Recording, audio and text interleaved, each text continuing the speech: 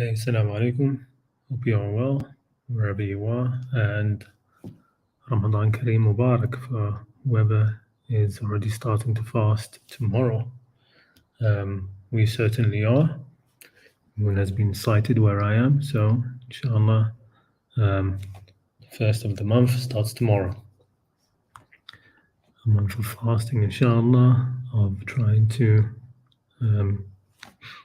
gain taqwa, or increase in taqwa, inshallah. Okay. Assalamu alaikum, Taimur and Shahzaib Shah. Hi, man. Good to see you. All right. Hope you're all well.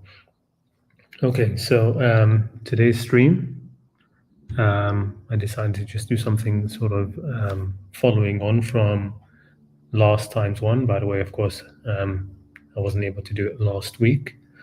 So this is a third week afterwards. You see, I'm going to be having a daily reflection with my friends and family this Ramadan using a caravan. Okay, excellent. Yes. If you guys come up with anything, do come on and share anything. If there's something else you've found that you could add to anything that we've mentioned before, please do so. So yeah, so I thought I'd speak about the. We spoke last time about the verse of the spider and Awliya, right? So it talks about those who have taken Awliya, how the example is like that of the spider's house, how weak it is. And we talked about how you could look at that verse as, when it talks about bait, to also mean the family of the spider. The family relations within the spider's home is very weak because, the male is often eaten by the female. Sometimes the children eat the mother as well. So it's a very weak house. But in that verse, of course, what it's talking about is those who have taken other than Allah as awliya. So I thought this week we talk about just the word awliya and how it's used in the Qur'an and what it means. I did put in a couple of comments in the last video when somebody was asking about that, but I thought it'd be good to do it as its own thing. Okay. So I've made the title to be allegiances, allies, awliya, because of course what happens often is this verse. Usually people take awliya to mean friends, or they did, or some people use that as a criticism of the Quran, that the Quran is saying don't take Jews and Christians as friends. Even though I think most translations have it right, have it in terms of allies, right? Allies and allegiances and this sort of thing. Throughout here, of course, I'm going to be using Sahih International, as usual. It's not the best translation, but it's just the one which is the most common, so I'm just using that. So we have this famous verse. It's in Surah Al-Ma'idah, the last surah to be revealed. And that's interesting, of course, because if it was not allowed, if you were to take it up, the issue is to be friends, and you weren't allowed to take them as friends, why would you leave that to be in the last surah to be revealed in the Quran, the very last year of the Prophet's life, when already there's been over 10 years, or in Medina, 13 years also in Mecca, where if this was an issue, it should have been said then. Plus also, this also lets us know something else, as does this whole surah, in fact. The seerah, the biography of the Prophet from the traditional sources, they seem to make it out as if the main Jewish tribes in Medina were all either expelled or, massacred, executed, or whatever it was. But when you read the Surah 5, it's clear that there was still a huge portion of Jewish tribes or Jews in Medina, right? So it's one of the ways that we can fix the seerah by recourse to the Quran, because in the surah it talks about how can they come to you, O Muhammad, for judgment when they have the Torah, right? So there were Jews inside Medina who would come to the Prophet seeking judgment. Okay, and we don't see that anywhere in the Seerah, in this late into the the Prophet's life. Anyway, so this verse of course goes, يا أيها الذين آمنوا لا تتخذوا اليهود والنصارى أولياء بعضهم أولياء بعض. Or you who have faith, right? The Muslims basically, when you ever see يا أيها الذين آمنوا, basically means the Muslims, right? The Quran never says, oh Muslims, it says يا أيها الذين آمنوا, right? It's not really about them being believers or not, okay? Do not take the Jews and Christians as allies. They are in fact allies of one another, right? Now you could say that that just follows on from it, okay? Don't take the Jews and the Christians as allies because they are allies of one another, okay? They are being allies of one another. They've made an allegiance to each other against you, okay? That's basically what's being said over here. بعضهم أولياء بعض ومن يتولهم منكم فإنه منهم, right? And whoever you allies to them, Allah is ally to them among you, then indeed he is one of them. Okay, so we're talking here about splits along allegiances, right? That whoever takes them as then you're going to be just one of them. We treat you as part of them. Okay, and this is of course going to be not just talking about a small amount of Muslims in Medina.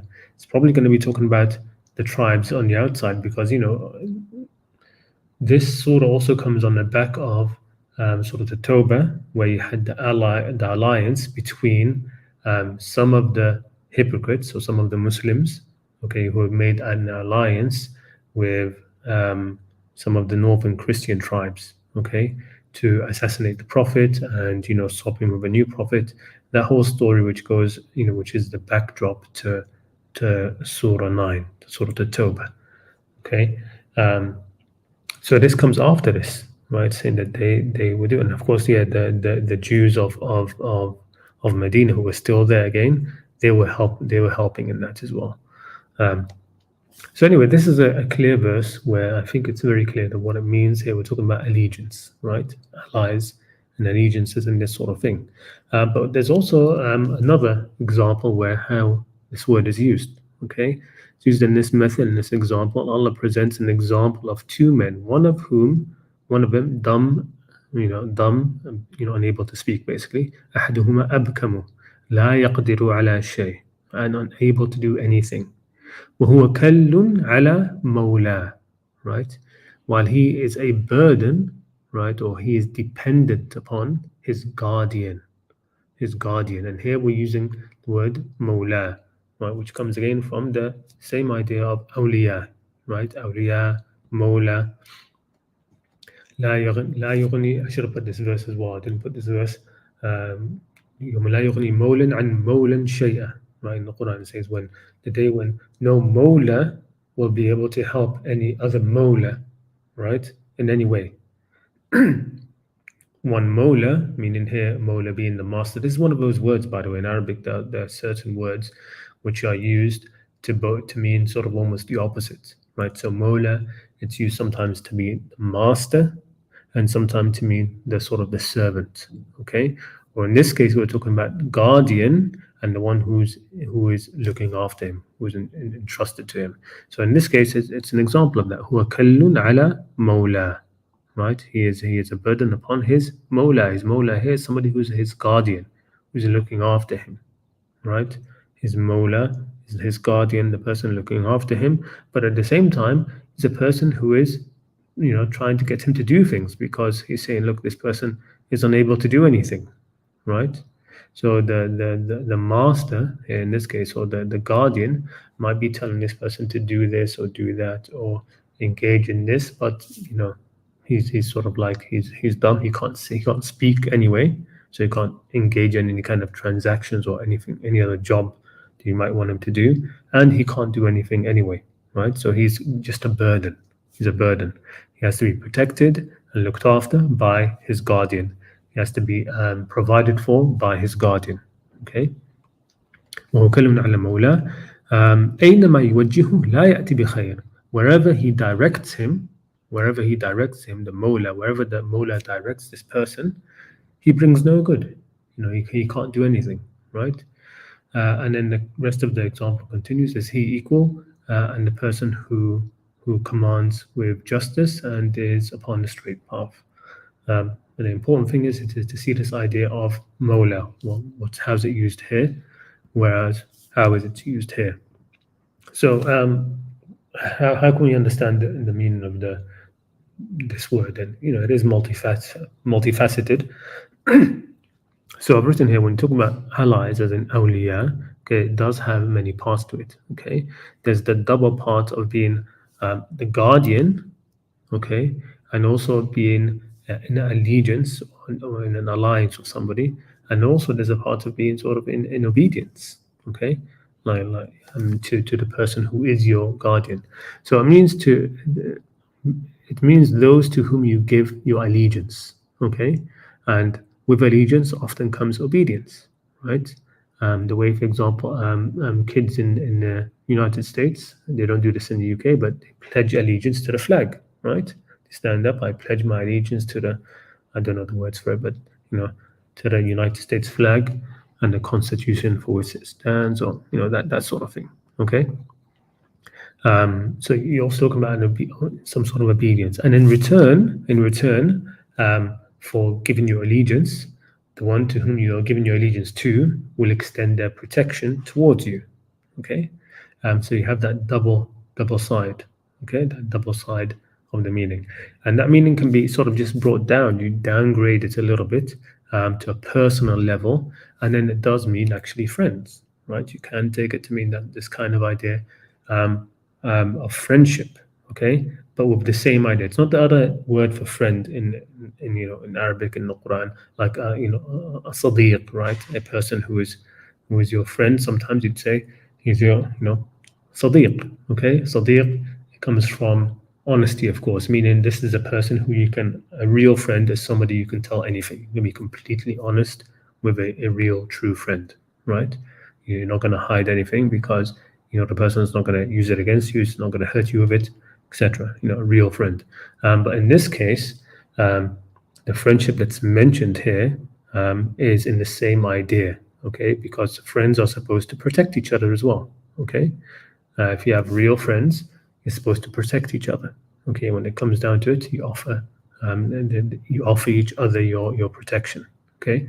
Especially if you're going to be in a, like, let's say you and your friends go to the country of origin of your friend, let's say, for example, right? Your friend knows the country, it's his country, you don't, okay? And so he sort of looks after you, okay, and protects you from any problems that might be there, okay? From doing the wrong moves, saying the wrong thing,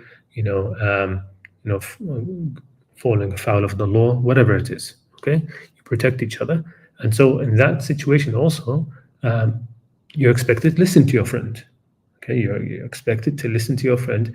He knows better than you in this situation, right? And he's protecting you through you listening to him, all right? Through you listening to him. So to a certain extent also, friends are supposed to listen to each other, right? So, and between these two levels, the level of an actual allegiance to a country, just like to a country, the United States or whatever it is, and just your allegiance to your own friends, okay, you have, other levels, okay, tribal allegiances and, allegiances of gangs, right? So, when you used to have like gangs in the UK or the US or any other place, you have like actual gangs, with structure inside them. Okay, there's a gang leader, there's his underlings, there's people under him as well. You join the gang, right? And, it's like you've joined a family, okay? You've joined the group, okay? The gangs of the Italian gang used to be called the family, right? The what's that film called? The Godfather, the family, right? So they take them as family, friends. It's their group, okay? And the gang in turn protects them, okay? The gang in turn protects them. You're one of us now, okay? And you're expected to defend the turf, right? Defend the area, okay? And in the tribal context of the Quran, that's the most useful example, I think. A person having allegiance or taking on being part of a defined real group is an example of taking awliya. Okay, you take the gang, the tribe as your awliya, so you follow and obey the lines of the tribe, what the tribe wants, their goals. Okay, and they in turn protect you. Okay, protect you as one of their own. You protect the assets of the gang. The gang protects you as an asset. You protect the honor or the assets of the tribe, and they protect you because you are in the end one of their assets as well. Okay, so there's the idea. Okay, but why is awliya other than Allah a bad thing? Okay, well, if you take them as awliya while not taking Allah as your wali above them, because what's usually said, الذين اتخذوا من دونه أولياء. Min duni means other than him or less than him, you could say. Okay, dunya, the lower world. So if you don't take Allah as your wali above them, then it's a problem. You have a weak house because ultimately they can't protect you in the reality of what your life is going to be. Your life is going to be a life of ibtila, of testing, and you have to come out of this um, um, succeeding, okay, not ending up in hellfire and going to Jannah, inshallah. So taking him as your wali above them means taking him as your protector even against them, okay, so that when your tribe, your gang pushes you to injustice, you can resist. Why can you resist? Why can you resist? Because you have a wali above them. You have an allegiance to one above them. Okay, you have your friendship, you could say, it's to the one above them as well. Okay, so you have your wali who is your guide above them and your real trust in your life. Okay, you are protected then from the pitfalls of life by following his commandments, his book, right, his prescriptions, right. Don't kill, don't murder, don't steal. Don't, your gang can try to get you to do this. Your tribe can get you to do this. If you take them as your awliya, right, and you follow, and you'll be pressured into following them to do that. But if you have Allah as your wali above them, you draw your lines. No, okay. And so through that, by having Allah as your wali above and above everything else, He takes you out of darkness into light. That's why you have this famous verse, Allahu waliyul ladhina amanu. Allah is the wali of الذين آمنوا, of the Muslims, of the people of faith as well. يخرجهم من الظلمات إلى النور. He takes them out of darkness into light. والذين كفروا أولياءهم الطاغوت. But الذين كفروا, those of kufr, their allies are taghut, those who are ungrateful to what Allah has sent down. They're ungrateful to their own intellect, their own God-given faculties. They're ungrateful to the guidance God has sent down. They've taken the taghut as their awliya. Okay, their allegiance has gone to him. It's part of an ungratitude to Allah to put to reject him as your wali when he is extending this guidance towards you, and you go towards the taghut. And what will they do? Well, they will take you out of the light into darkness. Okay, الذين كفروا أولياءهم الطاغوت يخرجونهم من النور إلى الظلمات أولئك أصحاب النار هم فيها خالدون. Right? They are the companions of the fire, to abide therein forever. Okay, so Allah takes. Who does Allah take as his people, as his wali? Well, we have this verse: Inna wali Allah alladhi nazzala al-kitab. Okay, indeed, my protector is Allah, who has sent down the book. And it's interesting that it said alladhi nazzala al-kitab. Why? Because again, it's through the kitab that Allah will protect you. Okay. It's through the kitab that Allah will protect you by following within its guidance. Okay, that's Allah's protection for you in this world. Okay, because He's not going to prevent you from doing your mistakes, but you have the guidance to protect you. Okay, inna waliy Allah alladhi nazzala al-kitab wa huwa yatawalla as-salihin, and He takes as his awliya, the ones whom He will guard, are the salihin, are the righteous. Okay, and he takes them as his allies. Okay, وَيَتَوَلَّى الصَّالِحِينَ. And furthermore, when that continues and you've shown yourself to be steadfast, the angels themselves will be part of that group, that tribe, that gang, if you like. Okay, with Allah as the head, right? So you have this famous set of verses in Surah Fussilat from 30 to 36. I recommend everybody read it later. I didn't put all the translation here, but it says, إِنَّ الَّذِينَ قَالُوا رَبُّنَا اللَّهُ ثُمَّ اسْتَقَامُوا. Those who have said, our Rabb is Allah, and then after that they held steadfast. They remained steadfast. Okay? تتنزل عليهم الملائكة. The angels themselves come down upon them. ألا تخافوا ولا تحزنوا وأبشروا بالجنة. That don't grieve, don't be afraid and don't grieve, and take the good news of Jannah. And this can happen to people in this world while you're alive. You can get the angels giving you the good news of Jannah, right? If you have become steadfast, real steadfastness that shows that it's become a part of you, right? That no, Rabbuna Allah, and you've become steadfast, it's become a part of you. It's not going to go away, right? أبشروا بالجنة التي كنتم توعدون, that you were promised.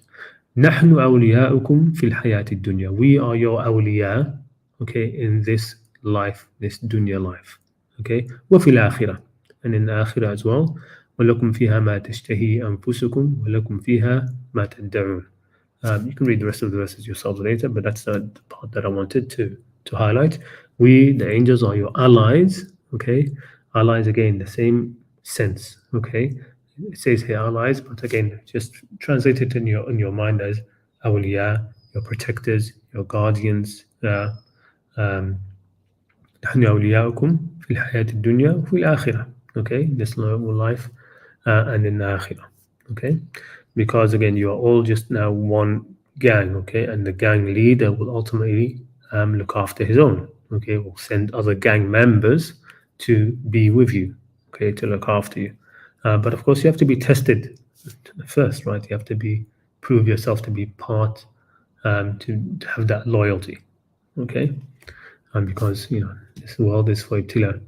And that's basically most of what I wanted to say. The rest, I mean, I've got a lot of verses here. I thought I would go through them, but I didn't have time to sort of arrange them or to make notes on them. But we can talk about a few of them, and then I'll open it up for anybody who wants to come on. If anybody wants to come on, you might as well get into the backstage now, and we'll look at these verses. So this is that same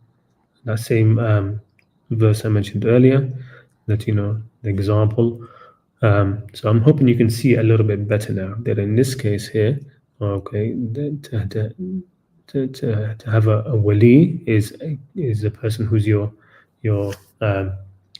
guardian in this sense. Okay, not just your ally, but your guardian. Okay, Allah presents an example of two men, one of whom is dumb and unable to do a thing, dumb as in can't speak, while he is a burden to his guardian. Wherever he directs him, he brings no good.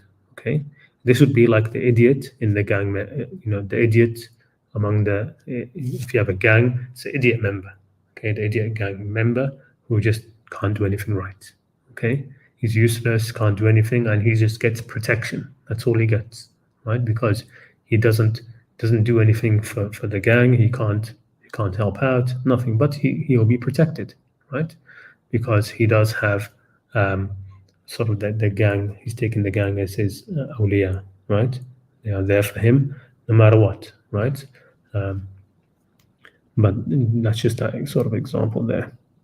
And here's another one where we're talking about adopted children. Okay, in the time of the Qur'an, they would take kids to be the mawalihum, right? So mawla, right? So Zayd bin Haritha, Zayd, the son of Haritha, used to be called Zayd bin Muhammad, okay, because the Prophet took him as his own son, right? And here the Quran was correcting that, saying, "Ad'uuhum li'abaihim huwa aqsatu 'inda Allah." Call them by the names of their fathers. It is more just in the sight of Allah. But if you don't know their fathers, because sometimes the Arabs would take in kids to be their children, right? To strengthen themselves. You've got again like a tribe or a gang, you get more members, you're stronger, right? So they would take in kids, they wouldn't know their parents, right? And they would say, okay, so what are we going to call them? Well, they are your mawalikum, that's all. Okay, they're your molas, right? You are their awliya, right? And they are your mawali. So you had, for example, Salim Mawla Abu Hudhayfa was a famous example. A man called Salim didn't know his father, and he used to be called Salim Mawla Abu Hudhayfa. Salim, the Mawla, okay, the one in allegiance or in alliance, okay, with Abu Hudhayfa. Okay. So that's what it's saying here. If you don't know their fathers, they are still your brethren in your deen. فَإِخْوَانُكُمْ فِي الدِّينِ وَمَوَالِيكُم. Okay, and those entrusted to you. Okay, it's here in the translation, which is good, right? Entrusted to you, your guardians, or those in allegiance with you, or those allied with you. That all works. Okay. والذين كفروا بعضهم أولياء بعض إلا تفعلوا تكن فتنة في الأرض وفساد كبير. And those who are, the people of kufr, الذين كفروا, they are allies of one another. Okay, they protect each other, they support each other, they are allies to each other, right? And the interesting thing about this verse, it's saying that that's almost like that's a default of them. The default of الذين كفروا is that you have this, and I've seen that around me, where you have the it's not takfir or anything, but when you look at when you understand kufr to be not just disbelief or something like this, you see the kufr which is in all the religions, right? You see that, and you do notice that the people who are steeped in kufr, they seem to always be, they help each other a lot. Okay, they are linked a lot, right? Because they're like one herd. Okay, kufr is not something which is very free thinking, right? It's not something intelligent. It's not something they're always together, which is why the Quran talks about about those who end up in hell as like little better than cattle, right? That they all moving together like a herd, unthinking herd, and so they're always together and supporting each other as well. That seems to be a default of that mindset. وَالَّذِينَ كَفَرُوا بَعْضُهُمْ أَوْلِيَاءُ بَعْضٍ. And the Quran here is telling us, the rest of people, the rest of mankind, إِلَّا تَفْعَلُوا تَكُنْ فِتْنَةٌ فِي الْأَرْضِ. If you don't also be awliya to each other, if you don't also support each other, if you don't also guard each other, watch each other, there will be fitna on the earth and and huge corruption. Okay, because they have the numbers, right? What verse is this? يا أيها الذين آمنوا لا تتخذوا آباءكم وإخوانكم أولياء إن استحبوا الكفر على الإيمان. Okay, so you who have faith, or you Muslims in this case, okay, do not take your fathers or your brothers as allies if they have preferred kufr over iman. They have preferred kufr over iman. Whoever does so among you, then it is those who are the wrongdoers. Right. So this again, you can see this is again talking about the allegiances that were there. That don't take them as your allies, even your fathers, because of course the Muslims were split up, right? There were some who stayed in Mecca, some who went to the Prophet in Medina, and so you had families split up along these allegiances, okay, along these allies, and so it's saying don't take them as your allies still if they have preferred the kufr over the iman. Okay, so it's the same idea. This one's يا أيها الذين آمنوا لا تتخذوا الذين اتخذوا دينكم هزوا ولعبا من الذين أوتوا الكتاب من قبلكم والكفار أولياء. Or you have faith, or you Muslims, take not those who have taken your religion in ridicule and amusement among those, so from those who were given the scripture before you, nor the kuffar as allies. Okay, don't take them, those of these qualities, as allies. Here's another one. وَلَوْ كَانُوا, there's a context here, of course. وَلَوْ كَانُوا يُؤْمِنُونَ بِاللَّهِ وَالنَّبِيِّ وَمَا أُنزِلَ إِلَيْهِ مَا اتَّخَذُوهُمْ أَوْلِيَاءَ وَلَكِنْ كَثِيرًا مِنْهُمْ فَاسِقُونَ. And if they had faith in Allah and the Prophet and what was revealed to him, meaning about them, okay, they would not have taken them as allies, but many of them are defiantly disobedient. Let me just go through. There's maybe a couple I want to read. Yes, this one is it. So here, showing you again, because we're talking about allegiances and allegiances and alliances between tribes and stuff. Hijrah is a big issue, right? So here it says, وَدَّ الَّذِينَ وَدُّوا لَوْ تَكْفُرُونَ كَمَا كَفَرُوا فَتَكُونُوا سَوَاءً. They wish that you would be in kufr like they are in kufr, so you would be alike. So do not take from among them allies until they emigrate for the cause of Allah. حَتَّى يُهَاجِرُوا فِي سَبِيلِ اللَّهِ. Meaning that there will be some that want to make alliances with you. Some of these who are on the other side, they want to make an alliance with you, or they want to come close to you. So don't take them as allies until they actually physically move towards where you are, to be in your turf. Again, think of it in terms of gang members, right? If you have one gang and another gang, and somebody from the other gang, opposing gang, says, I want to be part of you, right? Well, you have to come to us. You have to be with us. You have to show clearly which side you're on, okay? You have to show clearly that you're with us. So you have to emigrate and move to our turf, our area, okay? فَإِن تَوَلَّوْا فَخُذُوهُمْ, and it says, حَتَّى يُهَاجِرُوا فِي سَبِيلِ اللَّهِ. If they don't, no, then they're still enemies. Okay, فَإِن تَوَلَّوْا فَخُذُوهُمْ وَقْتُلُوهُمْ حَيْثُ وَجَدتُّمُوهُمْ وَلَا تَتَّخِذُوا مِنْهُمْ وَلِيًّا وَلَا نَصِيرًا. Right? If they turn away, then they're still enemies. So you can seize them and kill them wherever you find them. Okay, and do not take from among them any allies. There's another verse as well. I forgot to put it, but again, it talks about those of faith in opposing tribes. Those of faith in opposing tribes. Okay, that even if they ask you for your protection, you can't help them until they emigrate to you. They have to emigrate. They have to move towards you. But I didn't. Did I put that here? Oh, I did. Okay. إن الذين هاجروا إن الذين آمنوا وهاجروا وجاهدوا بأموالهم وأنفسهم في سبيل الله والذين آووا ونصروا أولئك بعضهم أولياء بعض. Indeed, those who have had faith, the Muslims basically, and emigrated and fought with their wealth and lives in the cause of Allah, and those who gave shelter and aided, they are all allies of each other. Okay, there's a real alliance there. Okay, they are really helping each other.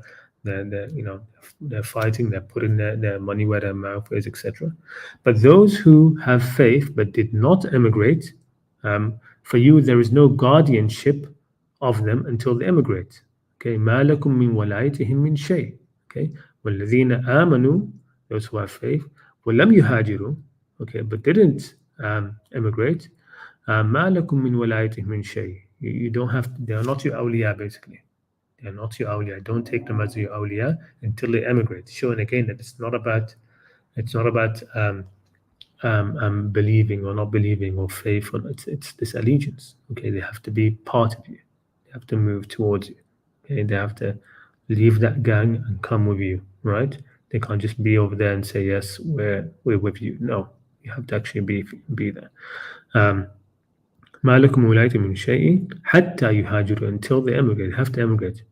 And if they seek help of you for the religion, in the sake of religion, وإن استنصروكم في الدين فعليكم النصر. But if they ask you for to help them for the sake of religion or something, then you should help, except against those with whom you have a treaty, right? Anybody you have a treaty with, no, you don't have to help them, because again, they're not really part of you yet. All right, okay, I think I'll stop there because I don't want to continue with too many, but there's a lot. I mean, if you just search the verses about Awliya, you'll find lots of verses, and just go through them yourself if you like, and think about this. Maybe I'll talk about this last one. It says, النبي أولى بالمؤمنين من أنفسهم وأزواجه أمهاتهم وأولو الأرحام بعضهم أولى ببعض في كتاب الله من المؤمنين والمهاجرين إلا أن تفعلوا إلى أوليائكم معروفة كان ذلك في الكتاب مسطورا. The Prophet is more worthy of the believers than themselves, meaning the allegiance to the Prophet should be greater than it is to themselves. What does it mean themselves here? Themselves means their own tribes, okay? Their own tribes.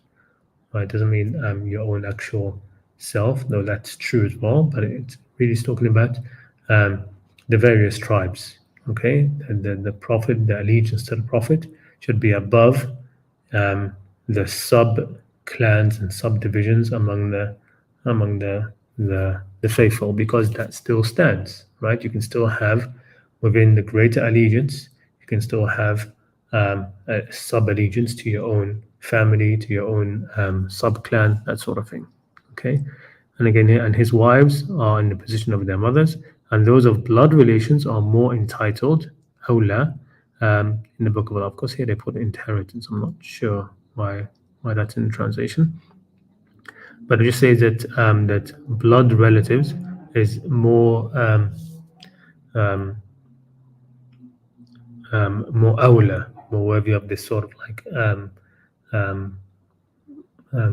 allegiance and thing than the bond of immigrants and the Ansar, right? من المؤمنين والمهاجرين. إلا أن تفعلوا إلى أوليائكم معروفا, except in the cases where you want to do a good thing to your allies, your greater allies. Okay, right. I think I'll stop there because let me see how long has this gone on for. 37 minutes, quite a lot. Okay, Assalamu alaikum. I think I've got somebody backstage. Alif, I'll bring you on.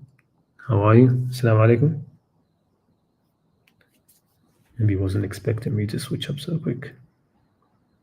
You're muted, by the way. Do you want me to unmute it?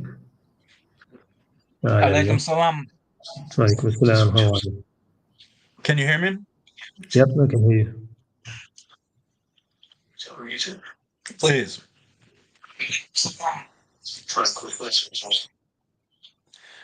Good. I'm just doing an audio check. I'm getting a little delay. All right, no problem. All right, let me plug in headphones so I can hear you better on this device.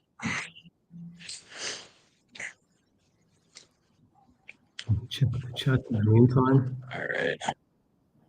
Yes, Ramadan Kareem to everybody who has joined us. I mean, we have 10 people viewing right now.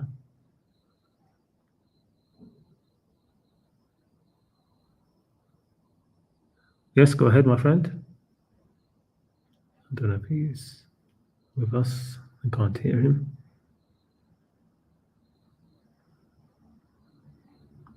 Yes, and Muji, I'm sorry I didn't get to.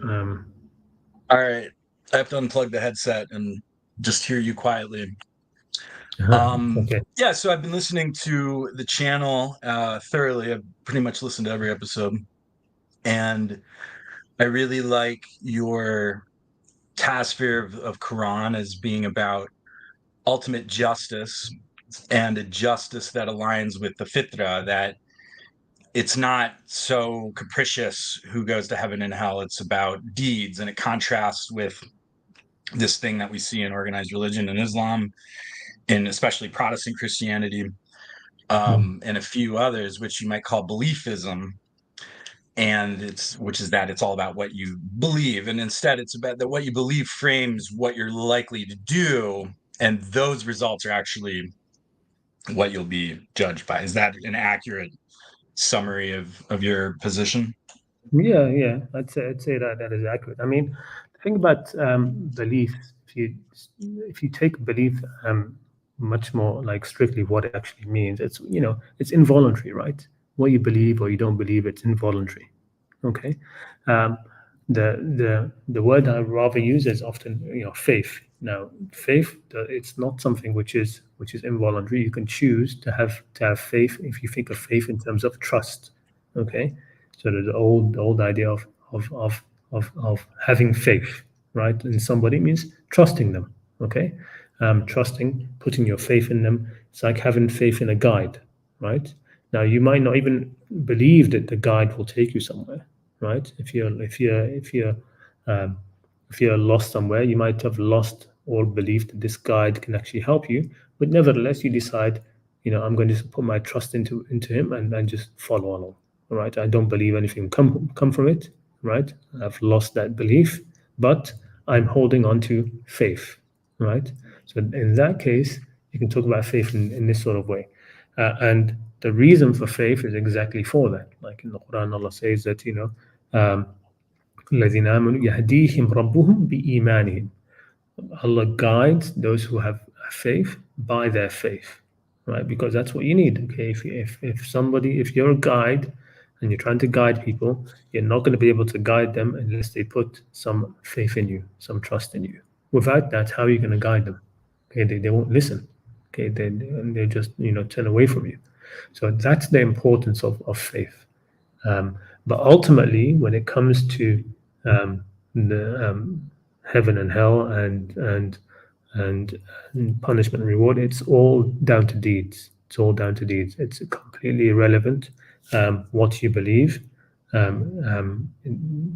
not going to be part of your judgment in the next life.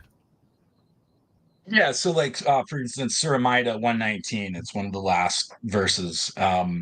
It says, Allah will declare, this is the day when only the faithful, this is how Quran.com translates it, but the Arabic word, they give you a slightly different translation. It says the truthful, right? So this kind of connotes the distinction. It's about not having, for instance, said lies against God, which is a prime sin, is something that you cover in your task here. So I was asking you on Twitter, I'm doxing myself a little bit. I'm concerned about my father because whereas my mother, they're both Christians, right? Like I'm a revert.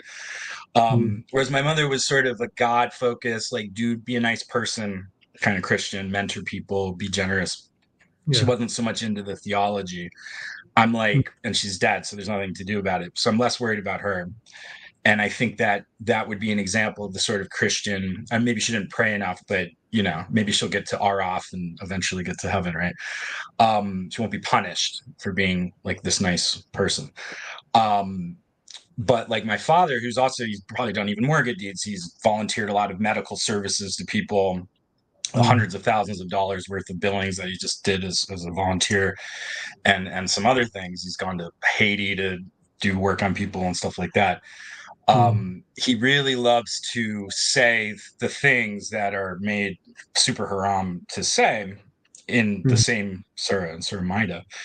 And so I'm familiar with your tasphere of these verses as being about specific heretical Christian dogmas.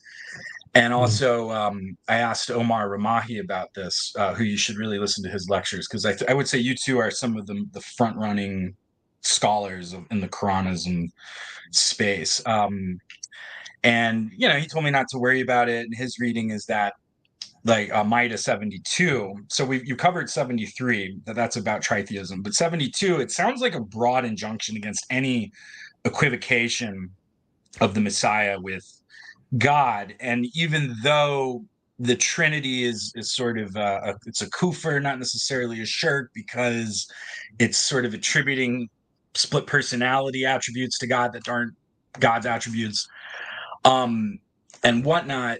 They do say that as a sort of, this is a statement that evaluates to true in this mysterious triangulum tesseract puzzle box that you can never really get in your head, but they still say it. And so Omar Ramahi's parsing of this was that cool doesn't mean say like I'm saying something right now, just like the happenstance of saying something.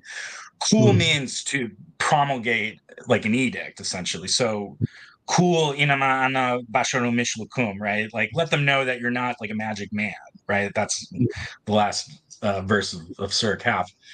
And that's that's also a cornerstone to Quranist kind of getting off of Muhammad as being this Jesus-like, or even obviously Jesus. It's like, yeah, Jesus was miraculous, but Islam, but not divine, like a created entity. And then Muhammad alayhi salam is a man like you. And therefore, his reading was that 72 is basically condemning like the author of Gospel of John and Tertullian and these other guys who promulgated this idea, and not necessarily everyone who says it. But and so this is where belief impacts action, and where stating a belief can be a major sin. Maybe it's lesser for those who don't, invent it, right? That they're just parroting it. But they're also taking monks and rabbis or scholars as lords, and that so if this is true, that this does indict at least the Christians who are like missionary style pointed theological, confessional style, Christians, that it might also give us a way to color how we judge shirk among the ummah and people distorting the message of the Quran and overly elevating the Prophet Muhammad alayhi salam and so on. Because, they are saying things that they don't know. And it's like, well, you can put it more on like Al-Shafi for saying the Sunnah and the Quran are equal and things like this because he originated it or whatnot. But, Muslims are on the internet saying all kinds of crazy stuff that is kind of speculative, and they say it very ardently and very like they're really trying to urge you to truth, but it's not the truth, and it's like it creates a very dissonant social experience. I don't know if I think you probably know what I mean. So I just want to conclude by saying, and then I have a couple other questions, but I want to let you obviously respond to this. Is a big question. I just want to conclude by saying I'm against the whole sectarian Quranist position of like, we're the only people who are saved, everyone else is a mushrik. This is very, you get some of this discourse on some of the other Quranist YouTube channels. And I'm not going to like talk about the names because I don't want to backbite those guys. They're kind of fighting the good fight in a way, but I think it goes too far, and I think that can be a sin too. And you can become a sectarian Quranist and be like fighting everybody. But like your theory of shirk is good because it's like, well, the people who are prosecuting blasphemy and trying to kill people based on something that the Quran doesn't authorize, that is shirk. That's a serious sin that can't be forgiven. And then it goes down the spectrum, right? So some of these things won't be forgiven, but they can be outweighed by doing a lot of charity and so on. But it's a consistent field theory of like what indicts certain Christians who are speaking against God, what they don't know, and likewise for Muslims. Yeah. I mean, this verse. So I'm actually trying to. Should have done this while you were speaking. Let me actually try to share it. Where is it? So I can get rid of this. Stop that screen sharing. And so, I mean, this verse, which is the one you mean, I'm sure.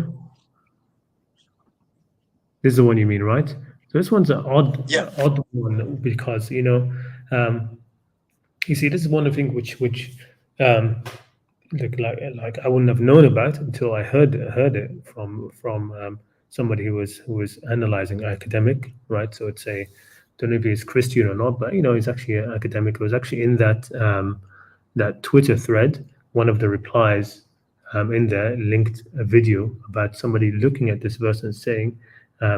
This is a very odd verse because Christians never say that God is Al-Masih. God is Jesus, like in terms of theology, right? That isn't the way that it's supposed to be said. It's always supposed to be said the opposite, right? It's always supposed to be that Jesus. The thing is, I grew up in the Catholic Church. Sorry to cut you off, but it's I don't think that's correct. Like they really say it. Like they say Jesus is. I don't want to actually repeat it because I think the words of kufr, right? But even ironically, but they say it. They really do say it, and it's troubling to me, including my father. It's really troubling to me. Yeah, I know, but you just said it. You just said it now. Jesus is God, right? That's what they say. Sure. Yeah. You said it, not me. Yeah, I know. They do say it. It's fine. So he said, like you were just about to say it anyway. Jesus is, and then you stopped, right? Now, if you look at the the wording here, what this academic was saying, and I don't know much about Christianity, right? But this academic was saying that he was even told by his professor, look wherever you want, you will never find Christians saying this kind of formula, right? They say the opposite. So Jesus is God, not God is Jesus. And now to me, it's like, okay, what's the difference? But for him, Yeah. it was important. It was an important distinction. It was again, I'd recommend you look at this video because maybe you'd understand it more than I did. But he was looking at this and saying that this formula that worded in this way around, Inna Allah huwa al-Masih, that indeed Allah is the Masih, right? And that's not how it's ever given in Christianity. It's always given the other way around. Jesus is God. It's given the other way around. And so he was looking into that. I said, why is it? Why is the Quran putting the phrase backwards? Okay, why is it the other way around?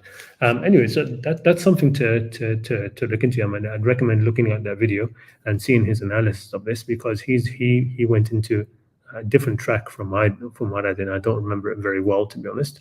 But he was saying that this again is talking about another heresy, right? We're talking about just another heresy, and which is why it doesn't say, again, it's not talking about Ahl al-Kitab. It says, لَقَدْ كَفَرَ الَّذِينَ قَالُوا. Why this introduction? They have committed kufr, those who have said. It's long-winded, right? Because again, these sort of formulas, they're talking about not the mainstream Christianity, right? And he says that that's true. This person said, again, I don't know Christianity very well. He said that's true. In Christianity, you don't have this kind of formula. This kind of formula would be considered heretical, right? You're supposed to say that This is what we call we call but- this non-commutative logic, that Yeah. A times B is not equal to B times A, right? Yeah, something like that. But again, the whole thing is illogical, right? The Trinity and this. So I don't know, but the point is that's what it. Sure. So I'm like, okay, then fine. But to me, it doesn't make much of a distinction. The way I look at this verse, coming back to what just the main thing and your main worry about this, right? So I look at this in this. You have two people speaking here, right? Two groups, shall we say? There are those لَقَدْ كَفَرَ الَّذِينَ قَالُوا. There are these people who spoke, right? And what did they say? They said this, okay? And at the same time, you have sort of a parallel somebody parallel speaking. وَقَالَ الْمَسِيحُ يَا بَنِي إِسْرَائِيلَ. Right? So the Masih, he said to Bani Israel, this. That's what he said. Okay? So right, like in the Gospel of Mark, somebody says, "Oh, good teacher." He says, "Why do you call me good? Only God is good." So this is sort of like, don't even praise me too much, and it's disassociating from being God. And then later on, they ask, "What's the most important thing?" And he says, "The first commandment, oh Israel, your God is one." Right. So then the Gospel of John goes, and it's kind of like some of the Hadiths. So there's this Hadith where the prophet is saying, I existed before Prophet Muhammad, to be clear, alayhi salam. He says, I existed before Adam, alayhi salam. And this is the basis of the Barlevi Sufi tradition. So this is almost like Christianity, because you get this borderline with the Mahmud Maqam, which I'd like to go over as well. But that's like mainstream Sunni Islam from the Abbasid Caliphate cornerstone Qudsi Hadith of like, oh, we can get intercession, right? Because he's in the high station. But then the Barlevis actually think that this prophet, instead of the other prophet, the way Christianity took it, is basically the Logos. It's this prime intellect, the first created entity, going off of that Hadith. Would you suggest that the Barlevi Sufis are speaking shirk, or is it something lesser? Well, let me just, because I want to clarify this first, because I don't know much about them as well. But let me get because what I'm trying to show you here is that you've got these things were being said at the same time, right? Right. And they were being listened to by the same people. Okay, so you had people saying this, waqala is basically at the same time, and the Messiah said this. So imagine yourself in this scenario where you are one of the crowd, okay, You are one of the crowd, and you have some who are saying this, who are saying Allah is the Messiah. Okay, God, Allah is the Mm. Messiah. That He's saying that they're saying that. Yet at the same time, the Messiah in front of you himself is saying, no, be in ibadah to Allah, my Lord and your Lord. Okay? It's in this situation, where you have both, you've got both in front of you, right? That it's shirk to follow and obey those. Okay? Because what in the world would make you actually listen to this and follow this when the man himself is telling you in front of you, no. It's the only thing it could be is that you have this ibadah towards them. You have this servitude, this ibadah towards these rabbis, these priests, whoever they are. These are people there. Who's going to listen to this? Who's going to listen to this unless the people speaking are people of, authority, religious authority, people in high places, people, these sort of people, right? So these are people who are saying this, but at the same time, those who are listening are sure of what the Messiah did say, right? They're sure of what he did say, and they're following this instead of the other. Okay, and it's in that situation where it's shirk, right? Where okay, it's again the idea behind what I've been trying to mention about shirk is it's not just about obedience to the wrong people, right? It's about disobedience, but it's also about literally being like a slave. You're literally like I say, abd, right? You're in this servitude. You're being humble to this person. Yes, master. Whatever you say, master, I'll do it.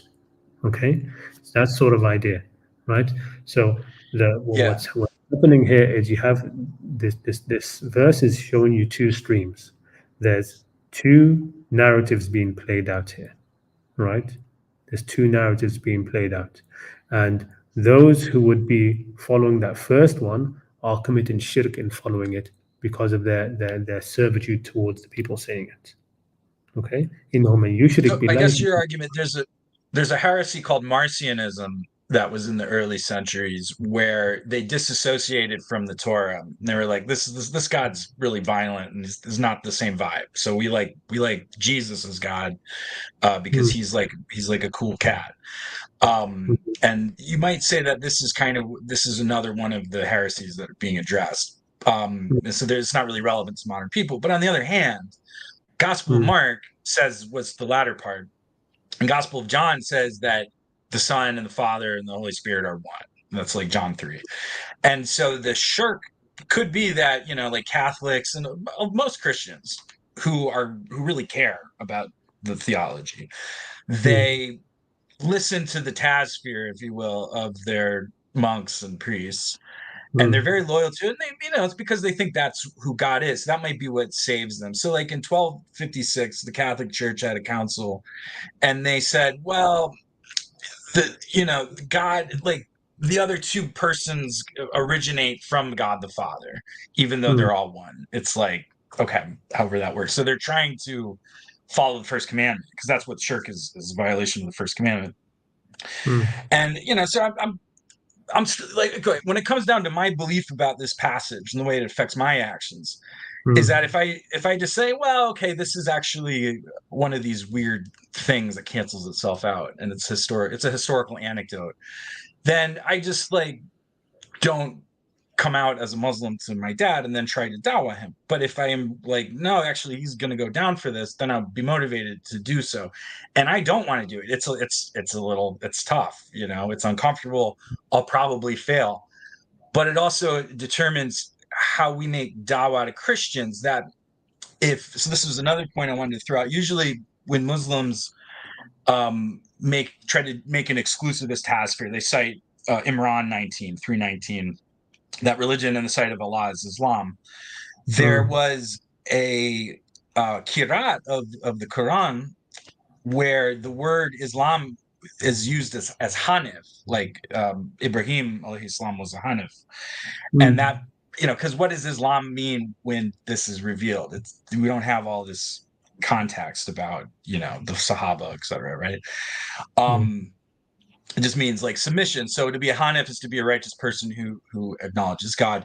So, okay, therefore these other passages that these people like to say are abrogated by that verse and a few other verses. The one saying, yeah, Christians are Austrians, Sabians, Jews who are righteous and and respectful about God, they can go to heaven. In other words, Hanifs, right?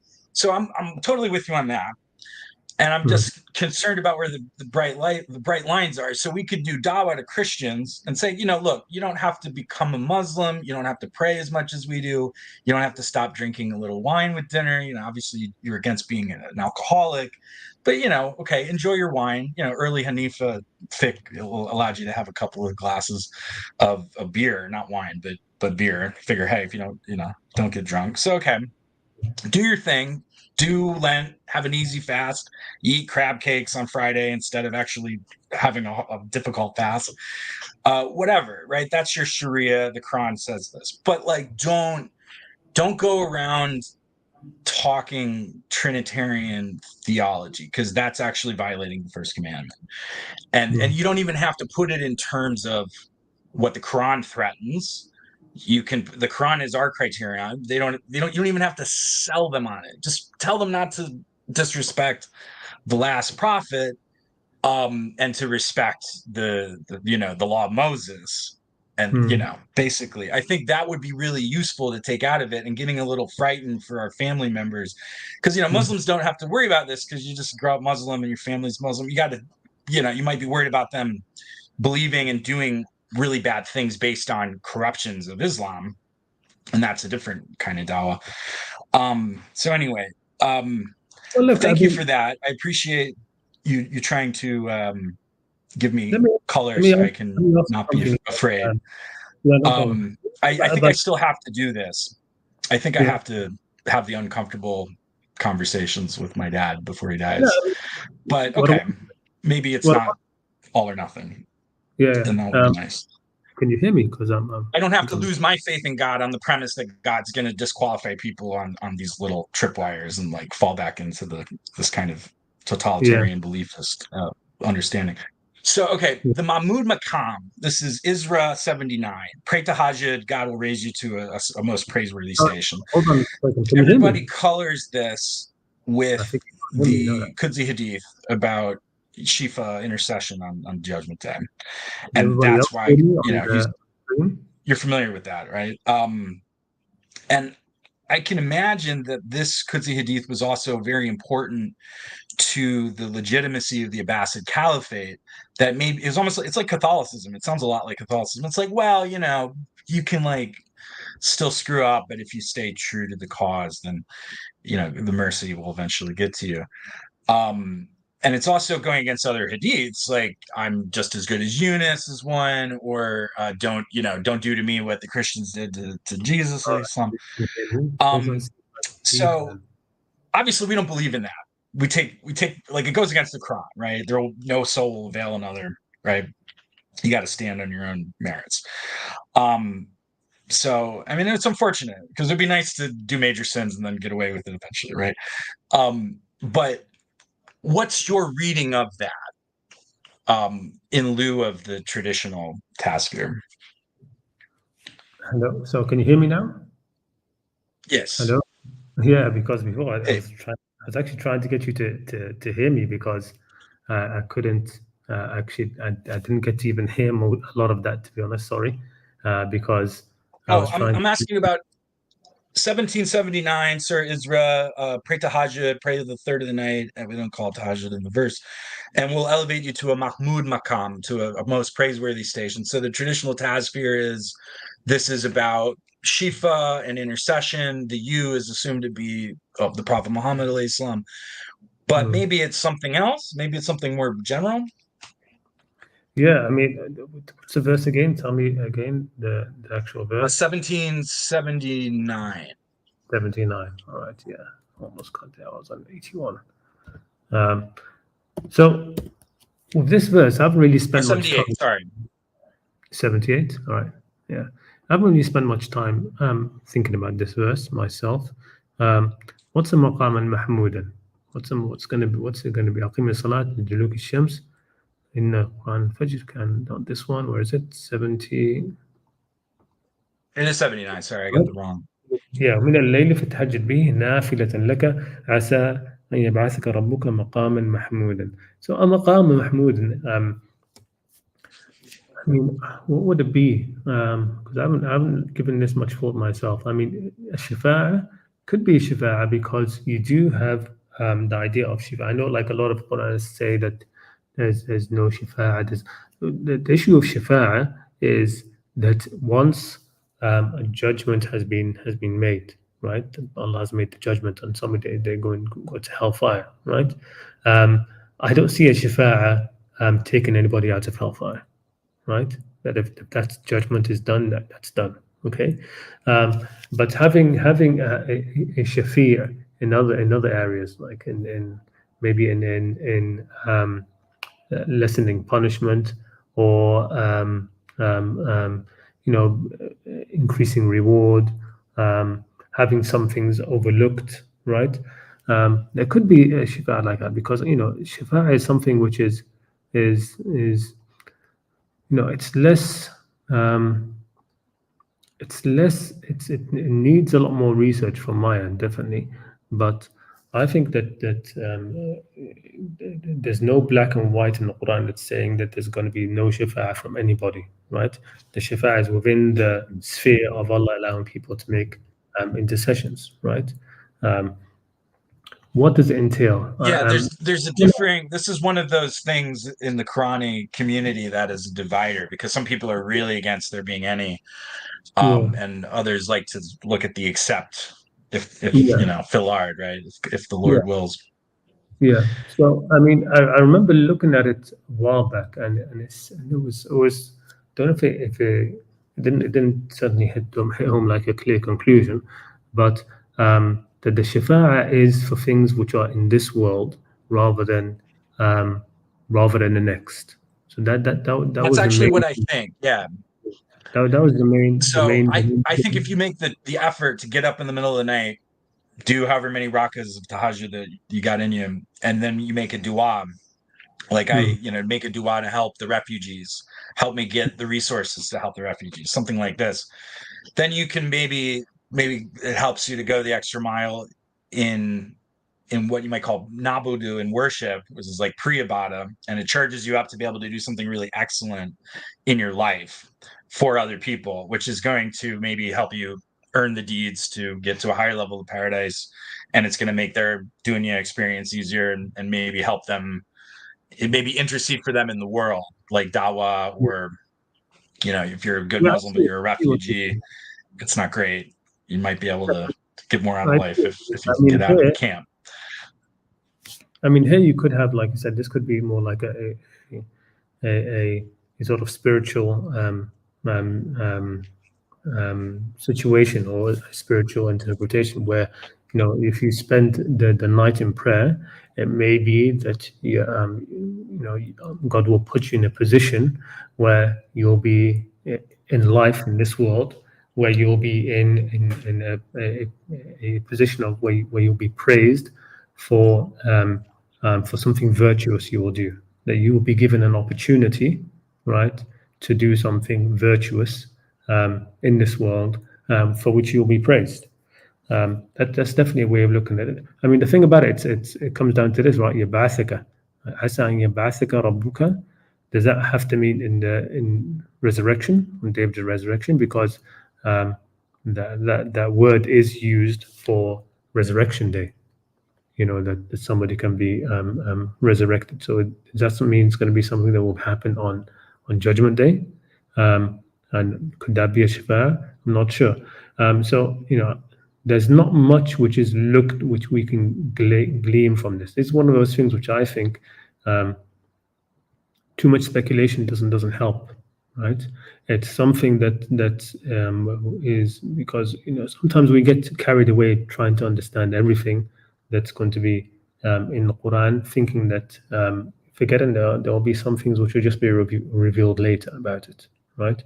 So what this will be, it will be definitely very clear on Judgment Day, right? If it's something which is going to happen on Judgment Day. If it was something in this world, then it was definitely clear already in this world. For example, you could say that that was on the conquest of Mecca, right? The conquest of Mecca was a maqam mahmud for the Prophet, huge one, right? Yeah. Because he stood there, literally standing maqam, he stood there and he forgave everybody, right? And not only, and they expected him to forgive everybody. That's the other thing about it, you know. Despite all the wars between the Meccans and them, they from the time that he was there with them, you know, probably, you know, they saw him praying at night, and they, you know, Akhun Kareem bin Akhun Kareem, they said, we expect good from you. When he said, what do you think I will do to you? Yeah, they said, you know, you're a noble son, the son of a noble brother, son of a noble brother, we expect good from you. And you know, he said, "La tathrib alaykum al-yawm," right? And he forgave them all. You know, that this could be part of the, you know, like when you pray at night, when you increase your spirituality, and then you end up being in a position like that where you could extend your vengeance, right? And instead, you know, that sort of like a cured spirituality which you've gained through meditation and through, you know, deep reflection, that comes out in a maqam like that, in a place like that. So you could say that that was it. I mean, that's one of the big maqam and mahmud, and being praised till this day by anybody who you know, writes about the life of the Prophet, right? Muslims and non-Muslims who write about the life of the Prophet, they praise that maqam, right? So it could be that. When it comes to shafa'ah, though, like I said, when I looked at shafa'ah, the use of shafa'ah in the Quran, it seemed mostly to be about things in this world. Like somebody could be a shafi' for things in this world, like, you know, increases sustenance, you know, just prayers for people to become better, to be given more chances, those sort of things. Even like you know, in the story of Khidir and Musa, right? In Surah Al-Kahf, you did have the boys who had, you know, the wall being broken down, and it was because of their parents who were righteous that that Khidir intercedes to sort of like, you know, rebuild the walls so it can protect their treasure. That's also a kind of intercession. Okay, so but I need to look more deeply into it myself. I haven't really looked Well, into it. since you mentioned Hitler, that was another one I've been pondering over. So I think the Bahraini, the meeting of two seas, might Mm, be a metaphor for the sea of the fitra. So what we sense is just, and what Moses is looking through, right? mm, And the sea of the unseen, of this sort of, there's, you know, God created our fitra, but our fitra is not like God's fitra, right? There's overlap, but it's mm, not 100% overlap. There's this whole big ocean, and they meet, and this is what this is about. So, and this, it's a really tough one. So obviously the wall story is kind of nice, and the hole in the boat is fine. Okay, yeah, there was a tyrant. It was a bigger picture, but killing a kid, let's say he's 15 or something, you know, but he's like a punk teenager. mm, Um, and then it's like, oh, sorry, I was really rude to protest when you killed the kid. What was that about? Oh, he was a kafir, basically. Like, and it's like, what did he do? Was it a pre-crime thing? Like he was going to corrupt his parents, and it was to prevent that? That it's a tough one.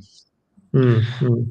Yeah, I mean, the way I look at it is, I always I try to remind people that when it comes to that story, we shouldn't think of, or any of the prophets or any of the messengers or prophets, including Khidr, that they are not avatars of God, right? That they will be judged themselves. What this story, the important thing about this story, you know, the way it's introduced, that he was abd min ibadina, a servant from among our servants, as if there are more of these people, right? More of these Sure. sort of like hidden people moving around. And what have they been given? They've just been given knowledge from our presence. Okay, and given knowledge. Mahmud Makam, you might Huh? say. Maybe Maybe. he got a Mahmud Makam from praying a lot of tahajjud. You know, I don't think it would fit because Mahmud, Maqam and Mahmud would be praised. It'd have to be known to be praised, and Oh, fair you enough. Yeah, they would need to know who he is. Yeah, not be know, occultated. yeah, That's yeah. a good point. So the way I look at it myself is, I think, first of all, that when it comes down to it, that just like all the prophets, they will be judged on Judgment Day. Khidr will be judged on Judgment Day for how he acted with this knowledge, right? Was this the right thing to do or not, right? So it's like that. The question of to go for a boogeyman, right? Baby Hitler, right? Would you kill baby Hitler Right. if you could go back in time, right? Um, But it you sounds know, like the kid yeah. in the latter part of Calf was nowhere near baby Hitler. Well, yeah. I mean, again, that comes down to what what Khidr saw. Who knows what he saw or what he knew about him? But even let's say it's like a much lower level, nowhere near baby Hitler. Okay, fine. Again, the same idea. What what is the judgment when you have this kind of knowledge, right? Knowledge of the future. Um, I look at this and say, okay, this is one of those.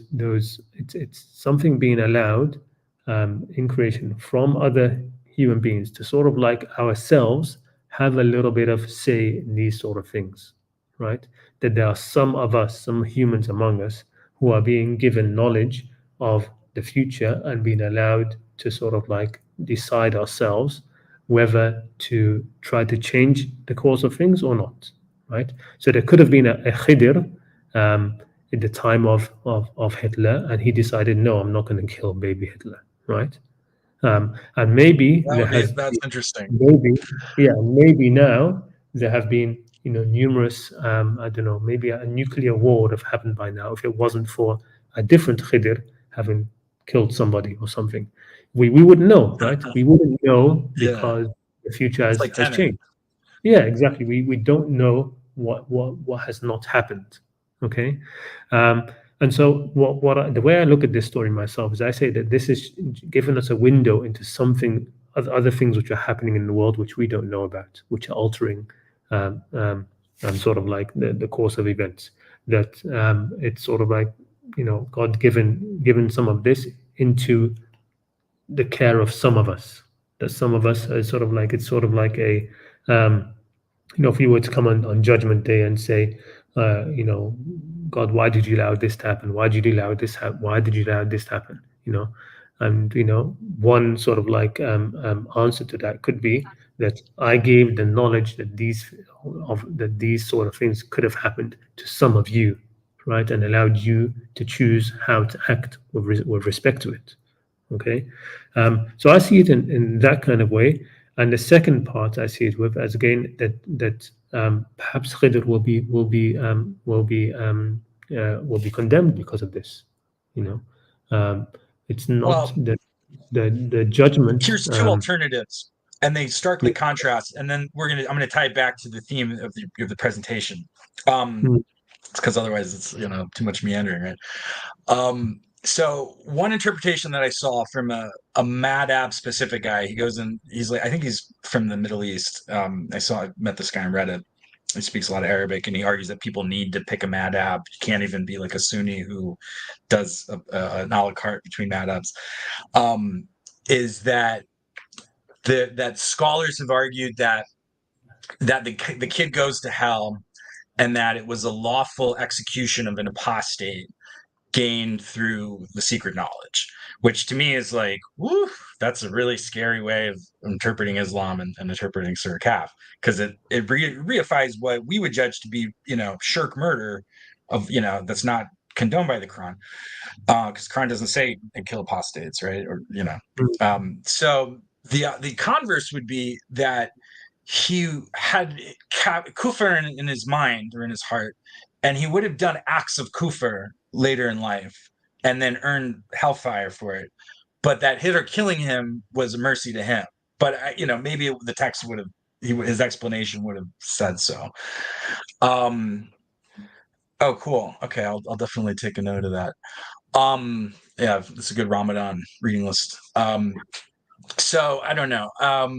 But this question, so like if people reject one hadith, it would be the hadith of kill the apostates, because this is like a really serious thing, and the Quran lays out three categories of people who can be lawfully killed. Um, and then the question of like Christian society and taking Jews and Christians as Awliya, right? A lot Mm. of this, so we have this the Quran only thing, and I don't know if it has to be Quran only, but going back to the Quran, it's really strong in like South Asia, and it's going on in the Middle East. um Prince Mohammed bin Salman has, I think this is the reason why our man Hassan Farhad bin Maliki is still alive.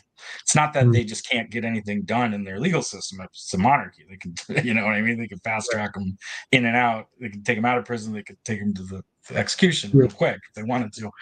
It's that he's abrogated their usuli principles to only do had punishments for mutawatir based hadith, which kind of is a way of not looking like you're not unserious of the religion while staying your hand on this kind of a thing, which is good.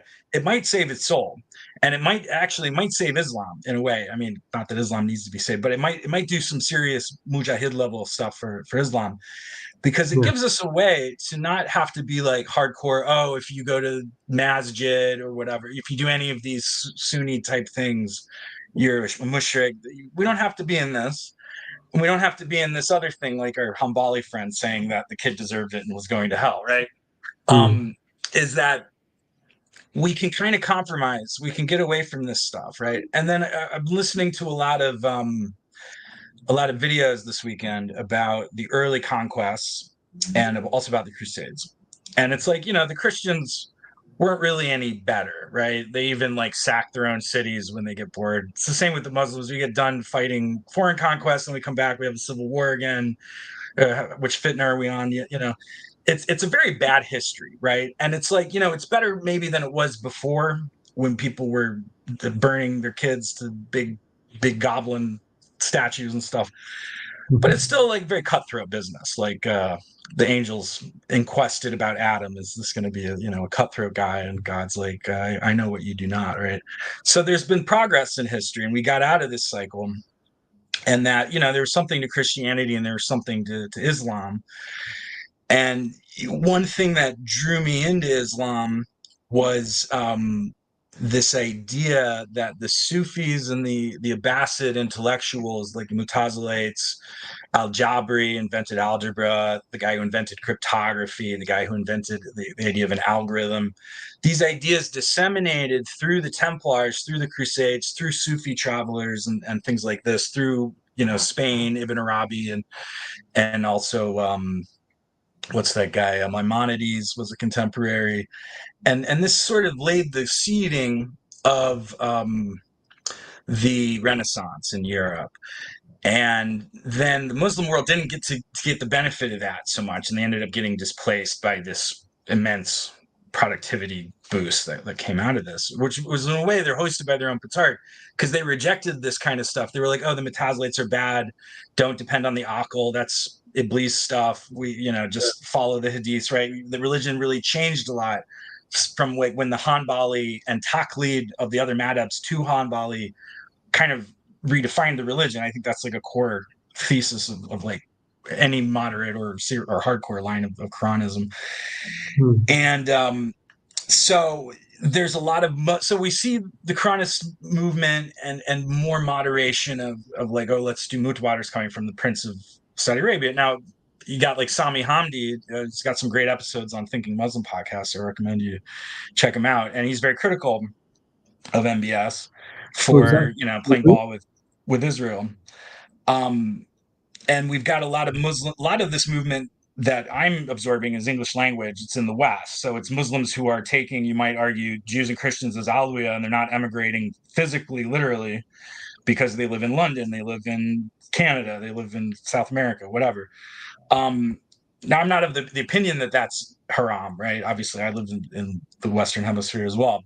I'm a revert, so maybe I have an excuse, but still, I think there's something to the teachings of Jesus, which we get distilled in the Western tradition, and the teachings alayhi salam, and the teachings of Muhammad alayhi salam, which we get distilled through the Surah Asr. I think your interpretation of Surah Asr is really great, that it's not about, we're all going to hell unless we do these 4 things. It's that we're getting sicker, poorer, older every day unless we pay attention to truth, help each other out, have faith, and do good works, right? And that essentially built up the society. It's in a short form that built up the scientific method, the proliferation of philosophy, all this stuff, which has led to reduction in infant mortality, somewhat exiting the cycle of forever war, whether it's civil or intersecting or intersectarian. Obviously, there's a lot of wars still going on today, but they're more contained. And it happens that a good portion of those wars involve Muslims. And why is that? Why the Christians used to do it to each other? They used to execute people based on what they assumed was apostasy, taking any weird differential intellectual position. And they stopped, right? And why? It became impractical. You could blame like the Enlightenment. So there's a lot of grief in the Ummah. And you get these Muslims on Twitter who have emigrated to Afghanistan, and then they're telling like the French girls who are wearing the hijab and maybe like incurring fines or something, that you're taking them as Awliya. I've seen this from I had to unfollow this young woman, but she lived in the U.S. She moved to Afghanistan. Everything that comes out of her Twitter feed is like, oof, just shaitan vibes for me. I don't, I had to unfollow, but I've seen this argument. Right, so it's the same kind of hardline position as like apostasy killing is good, right? And obviously we think they're wrong, and I think they're wrong. I think there's a bigger picture here. And the question is this taking Jews and Christians as Awliya? Is this a context specific thing, like don't defect to the Byzantines? There were a few verses about this, that they emigrate and they're hypocrites, so this is a really serious indictment, and they race to unlawful consumption, which in the translation they put of unearned gains, like assuming it's like riba, but I assume it probably means like they go and they eat pork. But is that a historical context? I really think there's a bigger picture here. I really think God's, like, what brought me back into religion was this idea that there's progress in history, and it's not just that we got over religion and came up with some machinery and that, because we like it, but that God actually guided humanity through, even though, I was reading the Bible and the Bible's corrupted all over the place. And so I was reading the academia about that, and I was finding something, you chop it to pieces, there's still something going on in the history, right? And then with Islam and the Sufis and whatnot, of course, a lot of people think Sufis are all kafirs, right? But that's what brought me into Islam, was initially was the Sufi thing. And then I ran into like Naqshbandi Barlevis and whatnot, and I was like, ooh, they're like saying it's haram to worship God alone. I should probably unsubscribe. So anyway, it's a bit of a rant, but I think you can see the contrast in what I'm. It ties back into the bigger theme. Yeah, no, I'll let you. I think I'll yield the floor. Thank you. Shukran.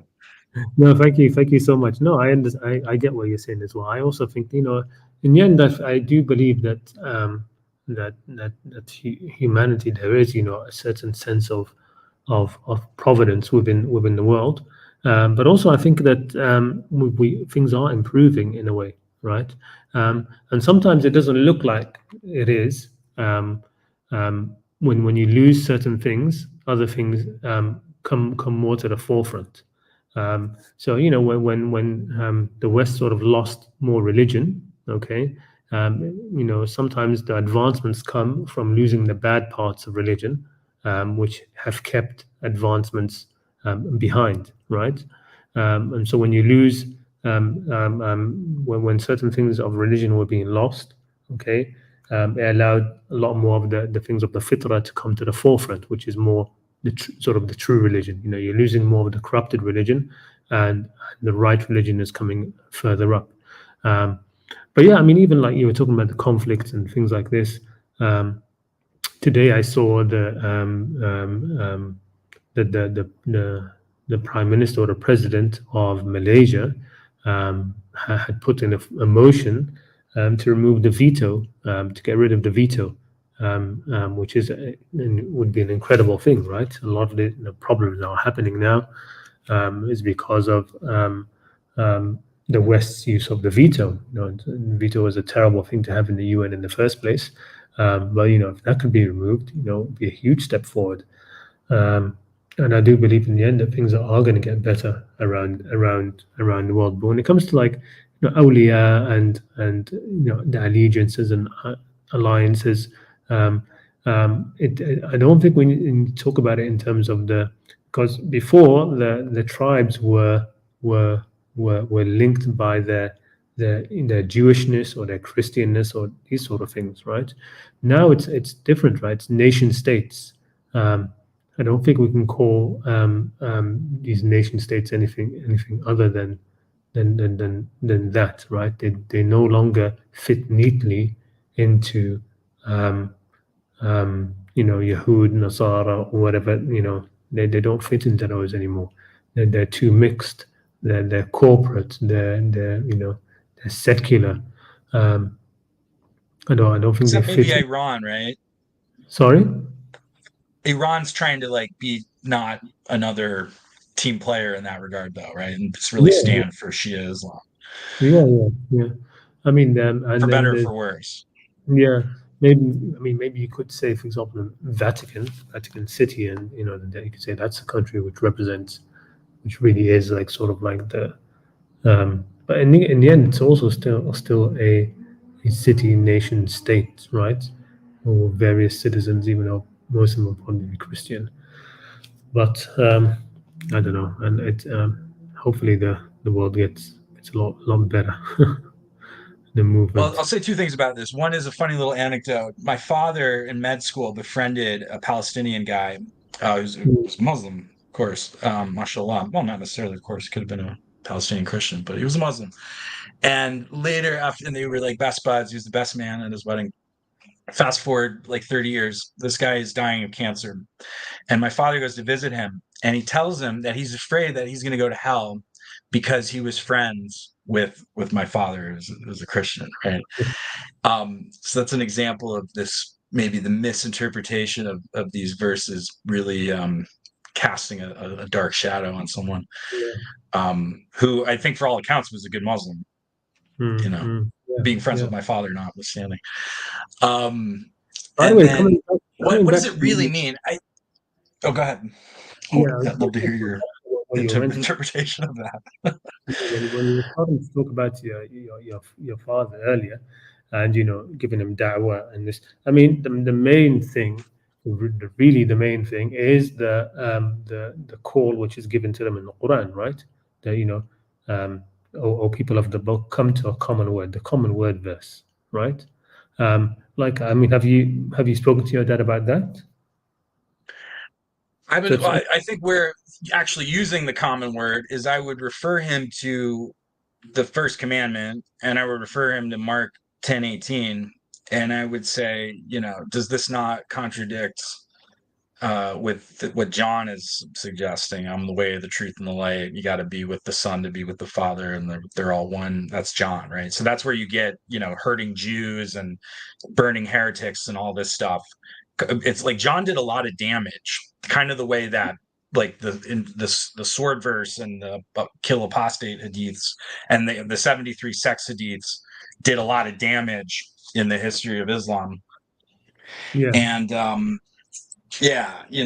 I guess I'm gonna, before I come out, because I might have a harder time dawahing just to the laws of Moses that he may be breaking. If I say, oh yeah, Muhammadan Rasulullah, is gonna throw up the defenses, right? So that's the other part where I'm trepidatious. So I think I'm gonna just do that.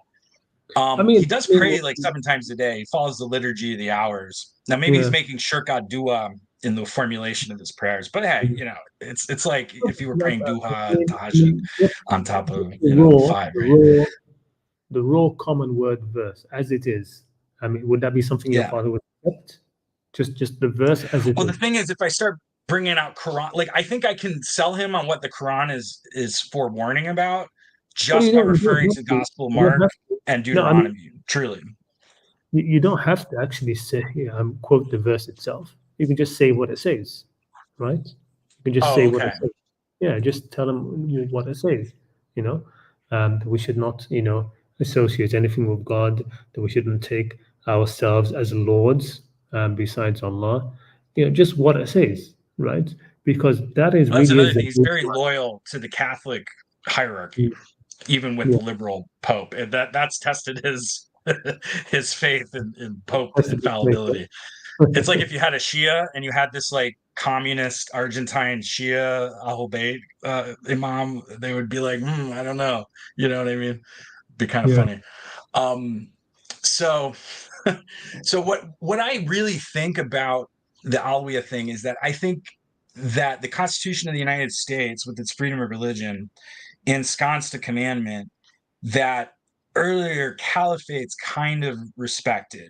You pay the jizya and you get, maybe their interpretation of the jizya was incorrect, but it's not, they weren't killing them, right? So that's kind of there. But then if you're a Muslim and you say, well, I think the Quran is created, and or you say, I think the Quran's uncreated, and that's what's in vogue is that it's created, and then it's the minha, and then it flips, and you say, oh, I think it's created, and then they come after you, right? Like, it's like Muslims are like harsher on each other than they are on the Ahl Kitab, right? Which is not Yeah, good. some definitely I were. don't Yeah. think it's endorsed by the Quran. And so I think that in the West, where we have freedom of religion and we have democracy, like I think the Abadis did a good thing, and the early Sahaba, it was a little shady. The Shia will tell you about it. They did it behind closed doors. Maybe it should have been a fairly counted election to get Abu Bakr or whomever elected as the first caliphate. But it was an election. It wasn't dynastic, right? That was the conspiracy. And I was listening to the story of this, and like Marwan sent a letter to trick these guys into going after Uthman. Like these guys were like a crime family. They were like scheming on, from before Ali's appointment. And so that's one thing. What kind of tested my faith was that the Rashidun conquests made me think that they were not interpreting the Quran the way that you interpret it in regards to wars of aggression. And Mm. that made me wonder about, maybe they believe in the hadiths, maybe those hadiths were real and it was like a sin on the prophet's part. I don't know, astaghfirullah, I don't know if I'm even allowed to say that, but it made me really wonder.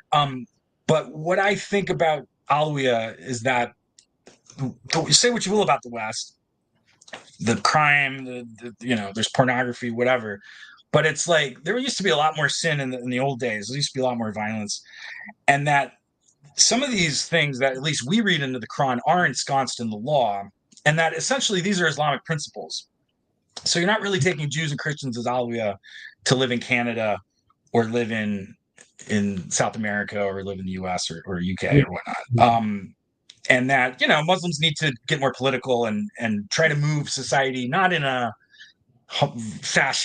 Islamo-fascist Salafi interpretation, but in like this kind of centrist wisdom that the Quran specifies. And if we all emigrate to Oman, where the Abadis used to do elections, that was my earlier point. They used to elect imams, and that was a small thing, but it was stable for 1,000 years, which is very rare in history.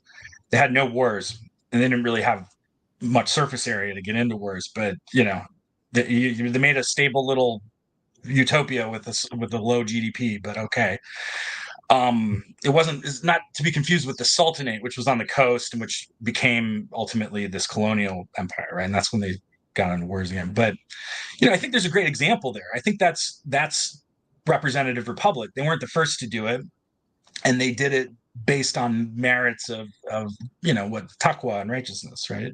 According to the Quran and the Sunnah, I suppose, because the Abadis do follow the Sunnah. So even if with the Umayyad Caliphate is a big conspiracy, and they foisted all these hadiths, and Abu Hurairah got into the conspiracy with them, and fair enough. But the Abadis, they pray to Hashud, Tashahud, and things like this, right? And also they happen to have gotten determinism, because I think the Hajarites started out in Kufa, and so maybe that was where that transmission happened. The Shia don't believe in that, so that's something nice for the Shia side. But anyway, so yeah, that's my resolution. I think it's these really Christian countries that Islam has actually influenced the history, and it's kind of indistinguishable at this point when you talk about modern democracies, whether it's Malaysia and Singapore, which are some not Singapore, sorry, Indonesia. Well, Singapore a little bit. There's a lot of Muslims there. These are some pretty good examples of Islamic countries today that are fashion forward and they're doing things right, I would say, overall. And Bangladesh. Yeah, the Yeah, Middle East has got a lot of baggage, and yeah, obviously it has to do with the geopolitics, the intersection of all these warring borders, but also the sectarian stuff, right? And like they're Shafi in Malaysia, but like that doesn't, say what you will about Imam Shafi's Risala and his maybe blasphemous ideas and their consequences. His fiqh is fine, I guess. It like seems to work for them. It's not getting in their way. But maybe it doesn't matter, and maybe I don't know. You can make South America where there's a lot of degeneracy, alcoholism, zina, etc., into something more like Indonesia or whatnot.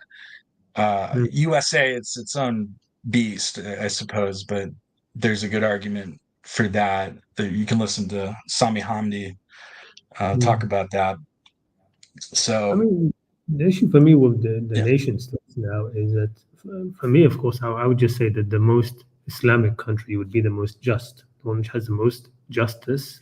It's most Islamic. But the issue is, of course, that there's now a divide between a country's the justice within the country and its injustices to countries abroad, its foreign policy. There's a huge divide and difference between that.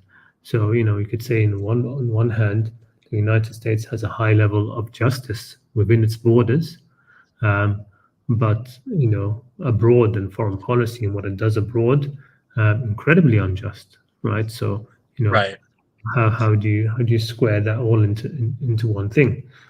When it comes to absolutely, those on the outside and talking about taking alliances and allies, um, what matters, I suppose, is the country, their foreign policy, how they deal with you, right?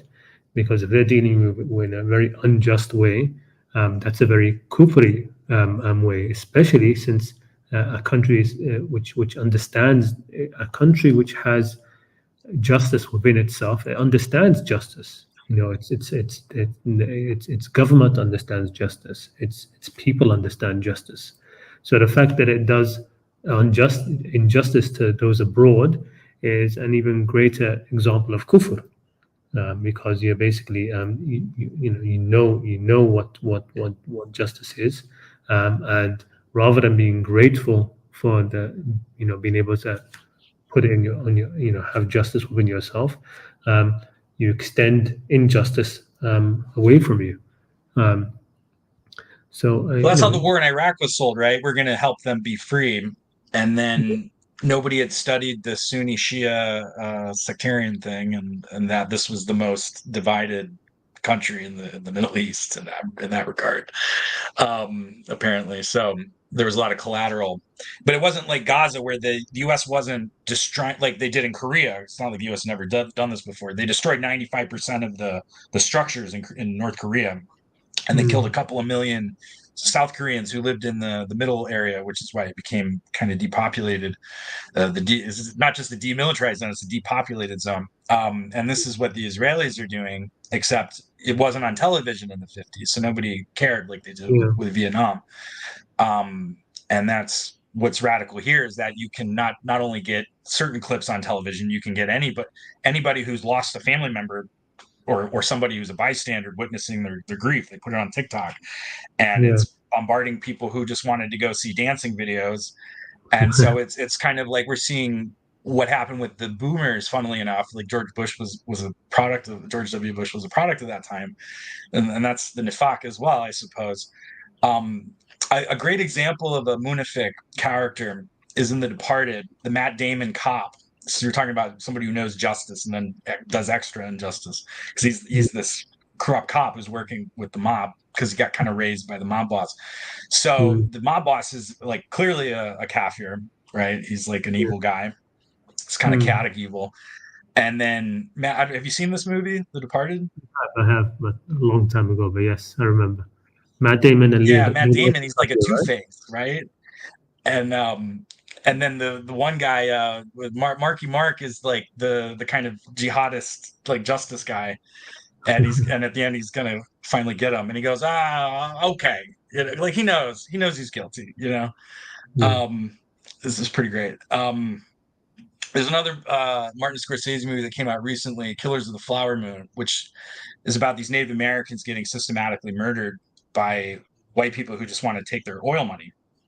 And it's like, it really makes you think about like the real evil, and how also that these people are Hanifs, these Native Americans, they're praying at sundown and sunrise. It shows them, and they have like a monotheistic religion. It's not Islam, but it kind of is. It's Hanifiya in a sense, So I strongly encourage people to go watch that. What do you think about, one last thing, and then I'll go, because I'm taking up a lot of time. What do you think about Surah Baqarah 2177? I saw this on Quran Talk as a citation of a sort of beliefist criterion supported by the Quran, that those who are righteous in the eyes of Allah are those who believe in, the angels, the last day, the messengers, the books. We've seen a few other places. Which one is it again? 177. Yeah. 21177. Is that the Ayat al-Bir? Yeah, Ayat al-Bir. Yes. So this is about bir and taqwa. I don't see it as being something where it's saying that you have to believe in God or anything like that. And in the end, again, the thing always strikes me the most when it comes to the verses where people want to say that this is talking about belief in God. It's everybody believed in God. I mean, that's the main issue, right? I know I keep on coming back to it, but it is. So when this verse is being revealed, and it's correcting people's understanding of bir, right? These people didn't reject the existence of God, right? They didn't reject it at all. If you want to talk about one belief, maybe, which if you're going to talk about a belief which is very highly criticized in the Quran, it isn't the belief in God, it's the lack of belief in the hereafter. That's what the Arabs didn't believe in. They didn't believe that there would be a hereafter. They didn't believe that there would be Jannah or hell. They didn't believe in any of that, right? But they believed in God. If you behave as if you would be judged, but you're like, man, I don't know what exactly is going to happen, then you think that's still pretty good. That's going to count. Yeah. I mean, but they said no. Man yuhyi al-'idham wa hiya ramim, who would bring back thing when it's like they did not believe in any accountability after death. No sense of of karma or ultimate justice. No, that's the big lack of belief that the Jahili Arabs had.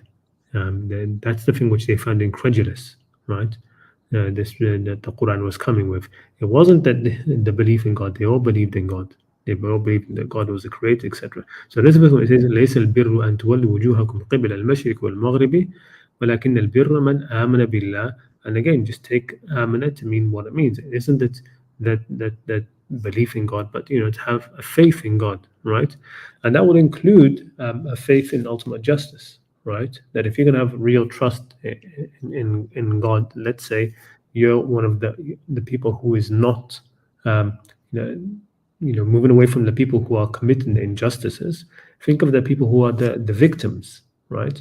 They need to have birr and taqwa as well, right? And part of them having that is to have this sort of faith that in Allah, the God that they believe in, that He will redress the wrongs, right? He will redress the wrongs. But they already believed in Allah, which is why I guess the key words here: they who fulfill their covenant when they have engaged in a covenant. So not everybody has necessarily engaged in a covenant, but they're still like they have the fitra covenant of like being a hanif or not. But there's a lot which is in this. I mean, the thing which I like to bring up the most about it is that this actually is I think from this verse comes the Prophet's hadith about sidq and about bir, right? So in one hadith, the Prophet is mentioned of saying that alaykum bis sidq. You should have honesty. You should maintain honesty, because sidq leads to bir, and bir leads to Jannah, right? And I think he got this from this verse, because the verse, the ending of it, it says at the end of it when speaking about all of the what went before it, said ulaika alladhina sadaqu. Those are the ones who were truthful. If you look at the way sadaqu is written, right? It's not talking. It's not. It doesn't have the wow. It's not in the mudari, right? So in that tense, it's basically in the past. So these people were the people who were honest, right? These were the people who were what? Were honest, completely honest, right? And honesty led them to have the bir and to have all of these rest of these qualities, right? Having honesty led to all of this bir, all of this righteousness, right? Which altogether made them to be people of taqwa. And of course, the people who enter Jannah are the people of taqwa, right? The Quran talks most often, when it talks about who goes into Jannah, it's the people of taqwa, right? The people of taqwa. وَزْلِفَتِ الْجَنَّةُ لِلْمُتَّقِينَ, right? That, تِلْكَ الْجَنَّةُ نُورِثُ مِنْ عِبَادِنَا مَنْ كَانَ تَقِيًّا. That this is the Jannah we cause to inherit of our servants, whoever has taqwa. So I think this verse, that the hadith of the Prophet was taken from this verse, right? That sidq leads to bir, and bir leads to Jannah, basically. So we're talking about taqwa, it's talking about Jannah in the end. So Well, on the topic of hadiths that maybe are true, what I was saying about the Rashidun conquests, because I kind of trailed off about the Umayyads and whatnot, but these conquests were not maybe totally just. Like, they weren't. Maybe you could argue they were attacked by the Byzantines and the Sassanids, and they had the right to go and annex Syria and Iraq. But then Egypt, right, was like, maybe is a bit much, and like just the wholesale conquest of Iran. I was listening to the historiography. They made peace offerings and such, and they were just like serious about prosecuting it. So was this a departure from the Quran very early on with like Abu Bakr and Umar, no, or was it that they were interpreting those verses based on something that the Prophet actually had said, no, and that's why they? It was a complete departure. It was a complete departure. And in fact, when it came to Egypt, for example, they tore up the Prophet's agreement with the leader of Egypt. Right. So when the army arrived, I forget where the exact place it was. When Amr ibn al-As's Bil-Arish, I think the place was Al-Arish. When his army arrived, the leader, the Muqawqis of Egypt, sent him the Prophet's letter, right? Which gave them safety, because the Prophet said, leave them so long as they leave you, do not attack them. And he had a treaty with them, right? And he tore it up. He just tore it up and invaded anyway. Weren't they a proxy state for the Byzantines, and they were at war with the Byzantines, so they used that as the premise to invade? No. It's just in fact, I think it was a bit of a trick as well from Amr ibn al-As, because Umar ibn al-Khattab didn't want to go into Egypt. Yeah, that's Amr right. Amr went in anyway, right? He kept the letter of Umar telling him not to go in until he'd already went in himself. Oh, yeah. Because he said, if I cross the river by the time you tell me not to go, it's too late. I'm doing it. You're saying he actually got it, and then he just crossed the river, and he was like, oh, but I said I would do it if I crossed the river, and I already have. It's over. He was a conniving person, Amr ibn al-As. So there's that. But look at the Prophet, for example, because they were with him in this, right? They were with him when he went with an army which was 30,000 strong, all the way to the north, and then he went back, didn't he? He went all the way to Tabuk, right? And this was kind of a mercy from Allah, because nobody actually fought or died that day. You just had to go march through the desert and show you were willing to go. That's kind of what Surah Tawbah is about. The thing about it is this, that he could have went forward and continued sort of like conquering, right? He could have went forward and conquered. Right, and he didn't. Yeah. So let's just establish what our society is going to be. It's going to be Medina plus a bunch of other local cities, and we're going to show you through example. Yeah, I mean, he went Inshallah. on. I mean, the interesting thing about that, of course, about that whole expedition, is that the Romans didn't. They must have heard about it because he didn't. The Prophet didn't make a secret out of it, and it was, it took like a long time to get there. Yet they didn't send an army to meet, or at least to defend. There was nothing being raised, sort of like, it's the equivalent of one country mustering a huge army coming right to the border of your own country, and you don't do anything. You don't bring out your own army, to see what will happen, to make a defense. Nothing, right? And that leads into the conspiracy of that, because there was an assassination attempt on his life during that, right? So that was part of the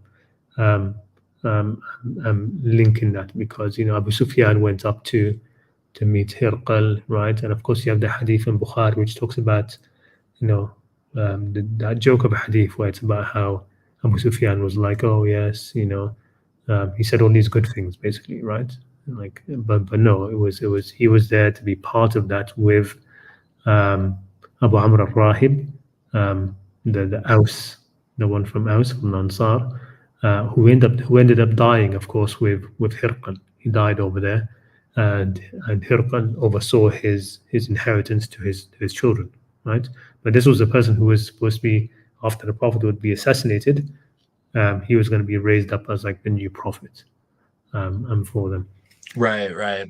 But yeah, so there was an actual aspect of Ridda to the Ridda Wars, not just the tax thing, but it got mixed in, I suppose. There's a lot in there. I mean, Khalid was out of control, right? I mean, he did a lot of crimes. Yeah. I mean, he did. Even the Prophet said, "I'm innocent of what he did," but then he was like, "But this guy's, he might win like 100 battles. Let's give him another shot." And then they won 100 battles, and then they retired him, and then he died 4 years later. In Abu Bakr's time, right? He did the same thing in Abu Bakr's time, and Abu Bakr didn't do anything about that because it wasn't really because the battles, and because Khalid was from Bani Makhzum, which was a very powerful clan, right? They were the like Bani Umayyah and Bani Makhzum. They were the top clans of Quraysh, and Abu Bakr felt like he couldn't do anything to Khalid, right? So he didn't even say, "Oh Allah, I'm free of you from what Khalid does." And when Khalid did exactly the same thing again, right? With Malik, right? With what's his name, Malik ibn Uwayrah. Anyway, bro, look, I've got a couple of other people I want to bring on. Yeah, I want to let Perfect Dawa go on. One last thing, just as a yes or no question: have you seen the lectures or read the book from Omar Ramahi?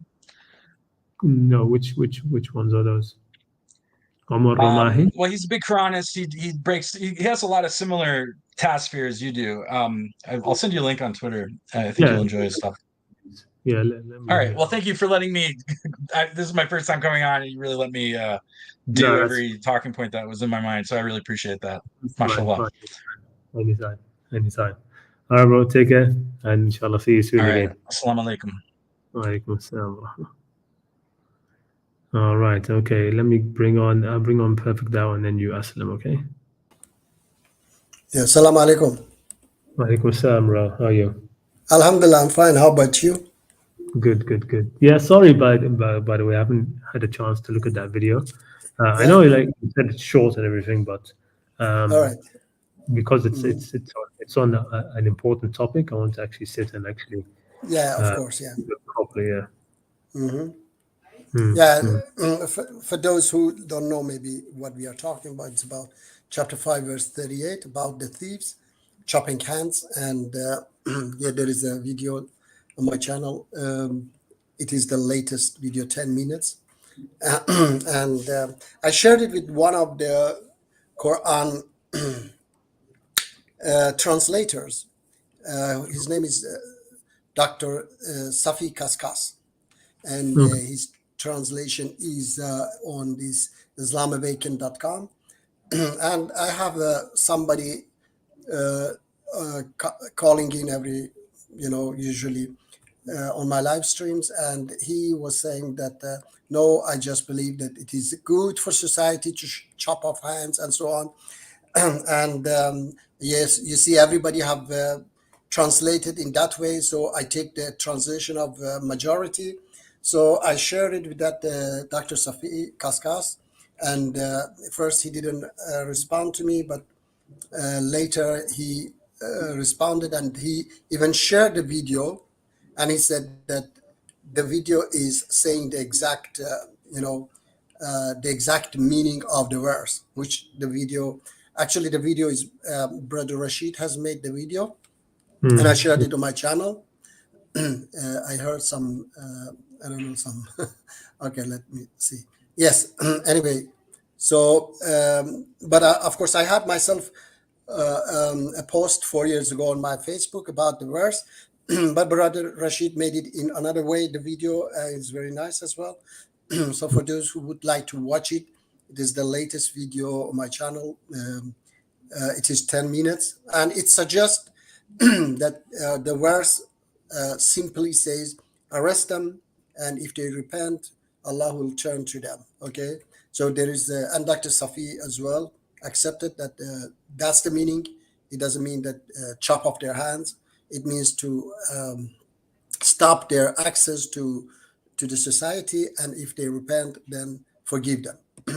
Yes, and yeah, for that to be sorry, about that video, you have to watch it, then we can discuss. But about this brother was calling about his parents. I have had this discussion also with many people that no, you have to be a Muslim to go to heaven, which is I absolutely disagree. Like chapter 49, verse 13, Allah says, talking to mankind.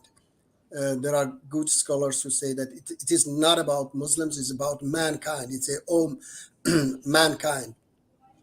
We created you from men and women, and you are all equal in the sight of Allah.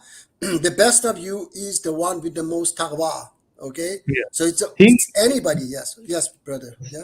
He basically his concern is mostly this verse here, right? So verse 72 from Surah Al-Ma'idah, from Surah 5, which is about those who, which says لَقَدْ كَفَرَ الَّذِينَ, they've committed kufr, those who say truly God is al-Masih, right? While al-Masih said, "O children of Israel, be in ibadah to Allah, my Lord and your Lord.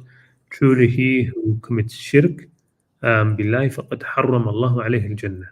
Right? Then Allah has made Jannah haram for him, right? So whoever commits shirk, Allah has made haram for him. So he sees the concern of it is that this, the saying that Inna Allah huwa al-Masih ibn Maryam, that by saying this, that's an act of shirk, right? And whoever has done that act of shirk, man yushrik billahi, then Jannah is haram for him, right? So that's his concern about that. It isn't from the other things. I think he understands the rest very, very clearly, that the Jannah can be for everybody, that that it's about your deeds, etc. But in terms of this specific verse, because this verse is saying clearly, إنه من يشرك بالله فقد حرم الله, then Allah has made Jannah haram for him, right?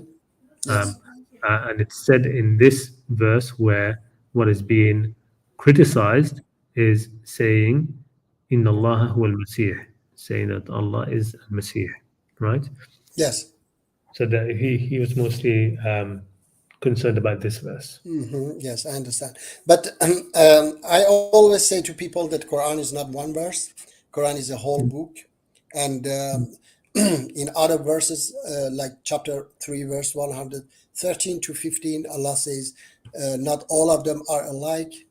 There are good people among them, and they are among the righteous people. So at those who say, no, those are abrogated, I say chapter 3, verse 7, those firm in knowledge say, we believe in all of them, all verses, all of them are from our Lord. So they don't say that we believe only on those not abrogated few verses of Quran. I mean, of course I agree with you, but still, you still have to include this verse, right? So when you say all verses, this is one of them. and so that has to be included in what you say. It has to be part of it. It can't be that you say you ignore it by saying by pointing to other verses. You know what I mean? Yeah, I understand. Hmm. Yeah, but I don't know actually. What is your take? How about those verses for you, brother? Well, like I mean, what I see here, when I read this is, first of all, this isn't talking about Christians. This formula here, I've heard that it's not a Christian formula. That this is like a heresy formula.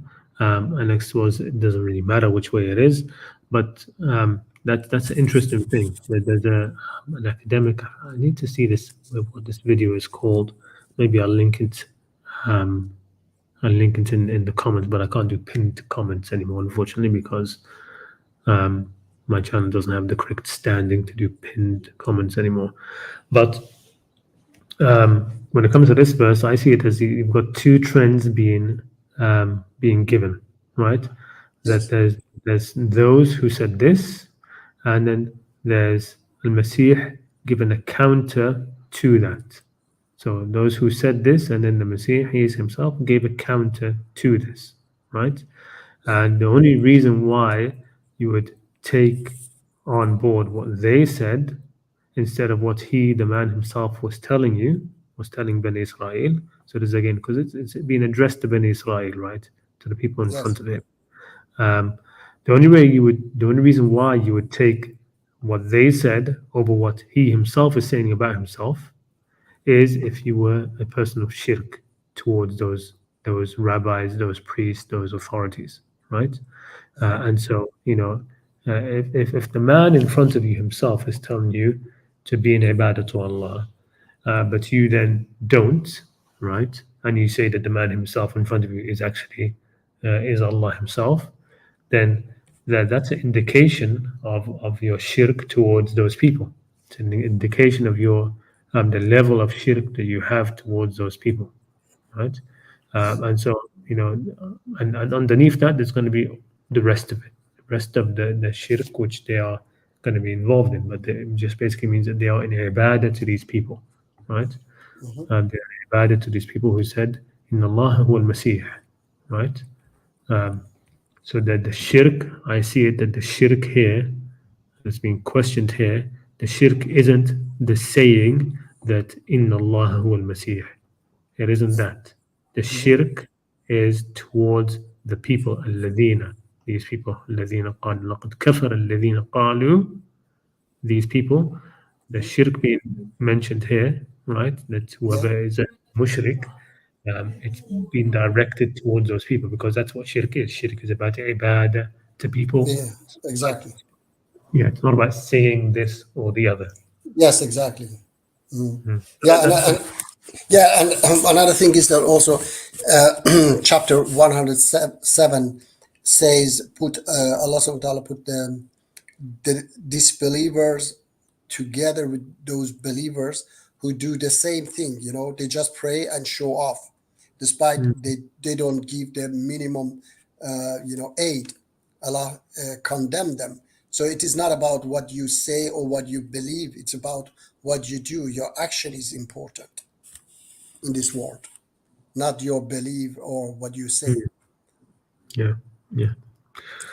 All That's right. okay. Do you mind? I've got somebody else, one more person I want to Yes, get on. okay, no problem. Just inshallah, we will talk about that later, about that video. Yeah. All right. Okay. Thank you, my brother. Assalamu No alaikum. problem. Thank you. Take Take care care. of yourself, Muji. Assalamu alaikum. Assalam. And Assalamu alaikum. Aslam. Walaikum assalam. Is my voice audible? Yes, Oh, indeed. thank you so much. Yeah. Hope you're doing well. And thanks a lot. It was very interesting so far, the conversations. So, because actually the first participant who came, he did discuss something about Dawa.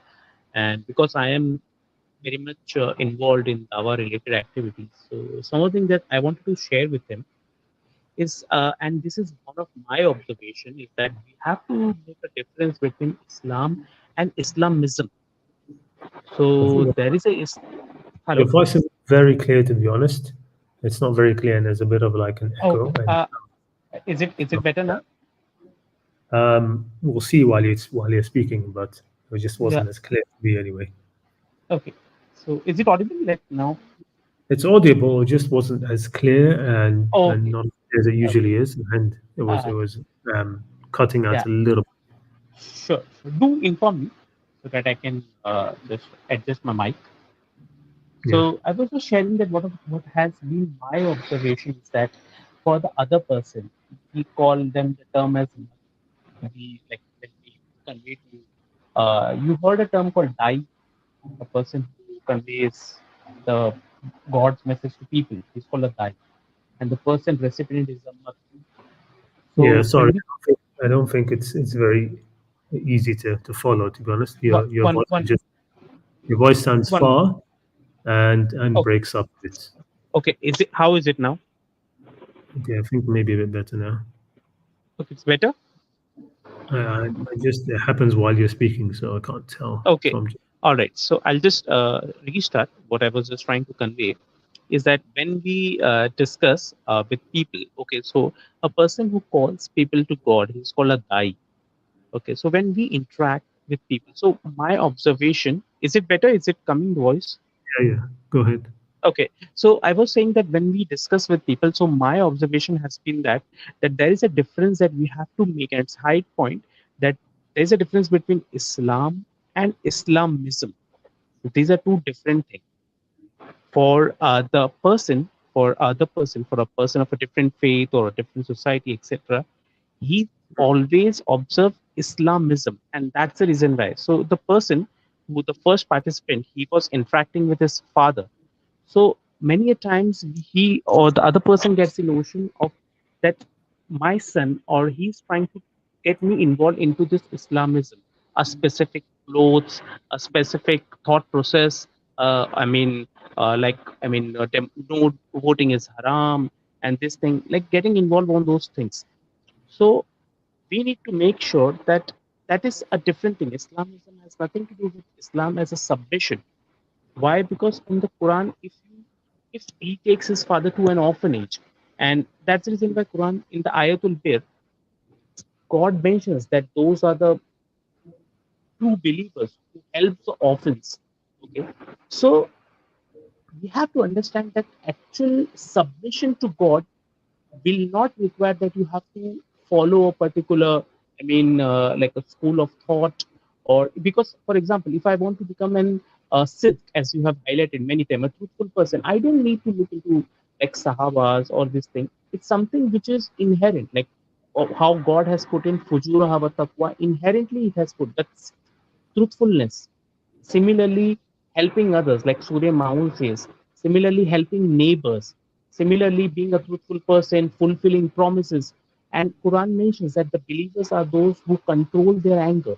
Doesn't mean that they don't have anger. They control their anger and forgive people. What is forgiveness? What is anger management?